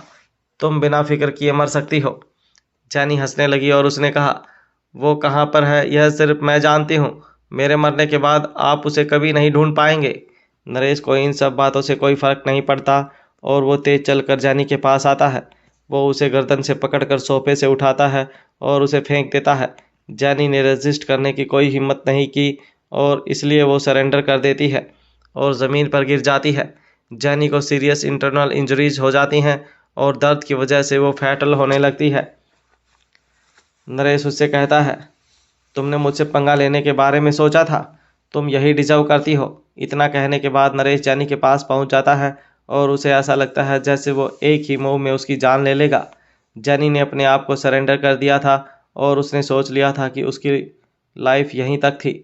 इस वक्त वो बस यह प्रे कर रही थी कि सुहाना रूम से बाहर ना आए, पर जैसा वो चाहती थी वैसा नहीं हुआ और सुहाना रूम से बाहर आ गई थी। आते ही उसने कहा, उसे मत मारो। नरेश ने आवाज़ की तरफ देखा, तब सुहाना रूम के गेट के बाहर खड़ी थी। उसने पूछा, तुम कौन हो? सुहाना ने बहुत हिम्मत की और कहा, मेरा नाम सुहाना वर्मा है और मैं इसकी दोस्त हूँ। इसे जाने दो वरना तुम भी नहीं बच पाओगे। यह बात सुनकर नरेश जोर जोर से हंसने लगा। उसे लग रहा था जैसे उसने कोई बहुत फनी जोक सुन लिया था। उसने कहा, तुम खुद को समझती क्या हो? मैं तुम दोनों को चींटी की तरह मसल सकता हूँ। जैनी जो इस वक्त स्ट्रगल कर रही थी वो भी जोर से चिल्लाई, तुम उसका कुछ नहीं बिगाड़ सकते हो, वो वर्मा फैमिली की बेटी है। सुहाना की बात सुनकर तो नरेश ने कुछ रिएक्ट नहीं किया, पर जैनी की बात से वो कॉशियस हो गया था। वर्मा फैमिली बहुत छोटी फैमिली थी, पर डेजर्ट एरिया में उनका नाम बहुत था। ऐसा कहा जा सकता था कि डेजर्ट एरिया में उनकी बहुत चलती थी और वो वहाँ के राजा थे। नरेश ने बड़बड़ाते हुए पूछा, क्या यह सच में वर्मा फैमिली से है? सुहाना ने फैमिली कहा, अगर तुमने इसे जाने दिया तो मैं कुछ नहीं करूंगी, वरना तुम मेरे आदमियों से नहीं बच पाओगे। मैं किसी को बुलाकर तुम्हें जान से मरवा दूंगी। सुहाना नहीं जानती थी कि उसमें इतनी पावर कैसे थी, पर अभी वो उसके सामने खड़े होकर उसे धमकी दे रही थी। नरेश ने सुहाना को घूरा और कहा, क्या तुम सच में वर्मा फैमिली से बिलोंग करती हो? अगर ऐसा है तब भी अगर मैं तुम्हारी जान ले लूं तो किसी को पता नहीं चलेगा। इतना बोलने के बाद नरेश अपने पैर पटकते हुए सुहाना की तरफ जाने लगा। वो अपनी इस बात को रियलिटी में बदलना चाहता था। सुहाना बहुत डर गई और गुस्से में रूम में घुस गई। उसने कहा, तुम क्या चाहते हो? सुहाना के जाने के बाद जैनी ने कहा, अगर सुहाना को कुछ हुआ तो फिर उसकी फैमिली तुम्हें नहीं छोड़ेगी। वो कहीं से भी तुम्हें ढूंढकर तुम्हारी जान ले लेगी। यह बात सुनकर नरेश ने अपने कदम रोक लिए। वो मुड़ा और वापसी जैनी के पास आ गया। उसने बिना वार्निंग के जैनी के गाल पर थप्पड़ मारा और उसे कर्श करने लगा। जैनी ने यह दर्द बर्दाश्त कर लिया था। उसका पूरा चेहरा आग की तरह जल रहा था और उसके होंठ के साइड से खून आ रहा था। वो इस वक्त नरेश को घूर रही थी। मन ही मन वो जानती थी कि वो सुहाना को नुकसान नहीं पहुंचाएगा। अगर उसे कुछ हो भी गया तब भी नरेश को क्लाउड पर नहीं मिल पाएगा। नरेश ने कहा, पता नहीं क्या किस्मत लेकर आई हो, किसी न किसी तरह तुम्हारी जान बच ही जाती है। सुहाना यह सब सुन रही थी, पर वो कुछ कर नहीं सकती थी। वो जैनी की मदद करना चाहती थी, पर डर की वजह से कांप रही थी। उसका दिल घबरा रहा था। भले ही वो वर्मा फैमिली की बेटी थी, पर वहाँ उसे अब तक एक डिसएग्रेस मानते थे। वो हमेशा से इस अपार्टमेंट में रही थी और यहीं पली बड़ी थी। वो जानती थी कि अगर उसे कुछ भी हो गया तब भी उसकी फैमिली उसके लिए बदला लेने नहीं आएगी, बल्कि उसे हार्ट देखकर उन्हें शायद खुशी ही मिलेगी। सुहाना उस परिवार को अपना नहीं मानती थी, पर फिर भी आज उस सरनेम की वजह से उसकी और जानी की जान बचने वाली थी। वो अपने आप से बड़बड़ाई, वर्मा सरनेम मेरे पहली बार काम आया है।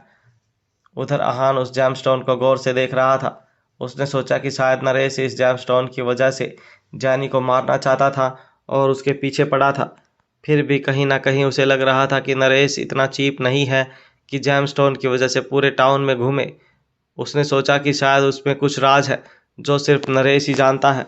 अहान जानता था कि उसके और नरेश के बीच में फाइट होना तय है, और अगर ऐसा हुआ तो उसे वो जेमस्टोन को देने की ज़रूरत नहीं है। अहान ने उसे बहुत गौर से देखा, पर जब उसे कुछ नज़र नहीं आया तब उसने उसे पॉकेट में डाल लिया और सुपरमार्केट से ज़रूरत का सामान खरीदने लगा। अहान के दिमाग में इस वक्त एक बात और थी। वो जानता था कि नरेश नीतू से डरता था और उसे कुछ वक्त यह जानने में लगेगा कि नीतू जा चुकी है। अहान बस अपने आप को तब तक सेफ रखना चाहता था। जैसा अहान ने सोचा था वैसा कुछ नहीं हुआ। नरेश को पता चल गया था कि नीतू जा चुकी है और अहान होटल पहुंच पाता उससे पहले नरेश वहां पहुंच गया था और होटल के बाहर अहान का इंतजार कर रहा था। नरेश इस वक्त दो लड़कियों के साथ खड़ा था, जिसमें से एक को अहान जानता था और दूसरी उसके लिए अनजान थी। इस वक्त उसके लिए यह दोनों लोग ज़रूरी नहीं थे, बल्कि ज़रूरी यह था कि नरेश उससे फाइट करने के लिए आया है। नरेश ने टॉन्ट मारते हुए कहा, कल रात को तुमने मुझसे झूठ बोला क्योंकि तुम मुझसे डरते हो। अहान ने पहले जैनी को देखा। उसने नरेश को बता दिया था कि अहान अकेला है और उसके साथ कोई ग्रैंड मास्टर लेवल की लड़की नहीं है। जैनी ने गिल्ट की वजह से अहान से नज़रें चुरा ली थी। अहान ने कुछ सोचा और कहा, तुमने दीपाक्षी को तो कुछ नहीं किया ना?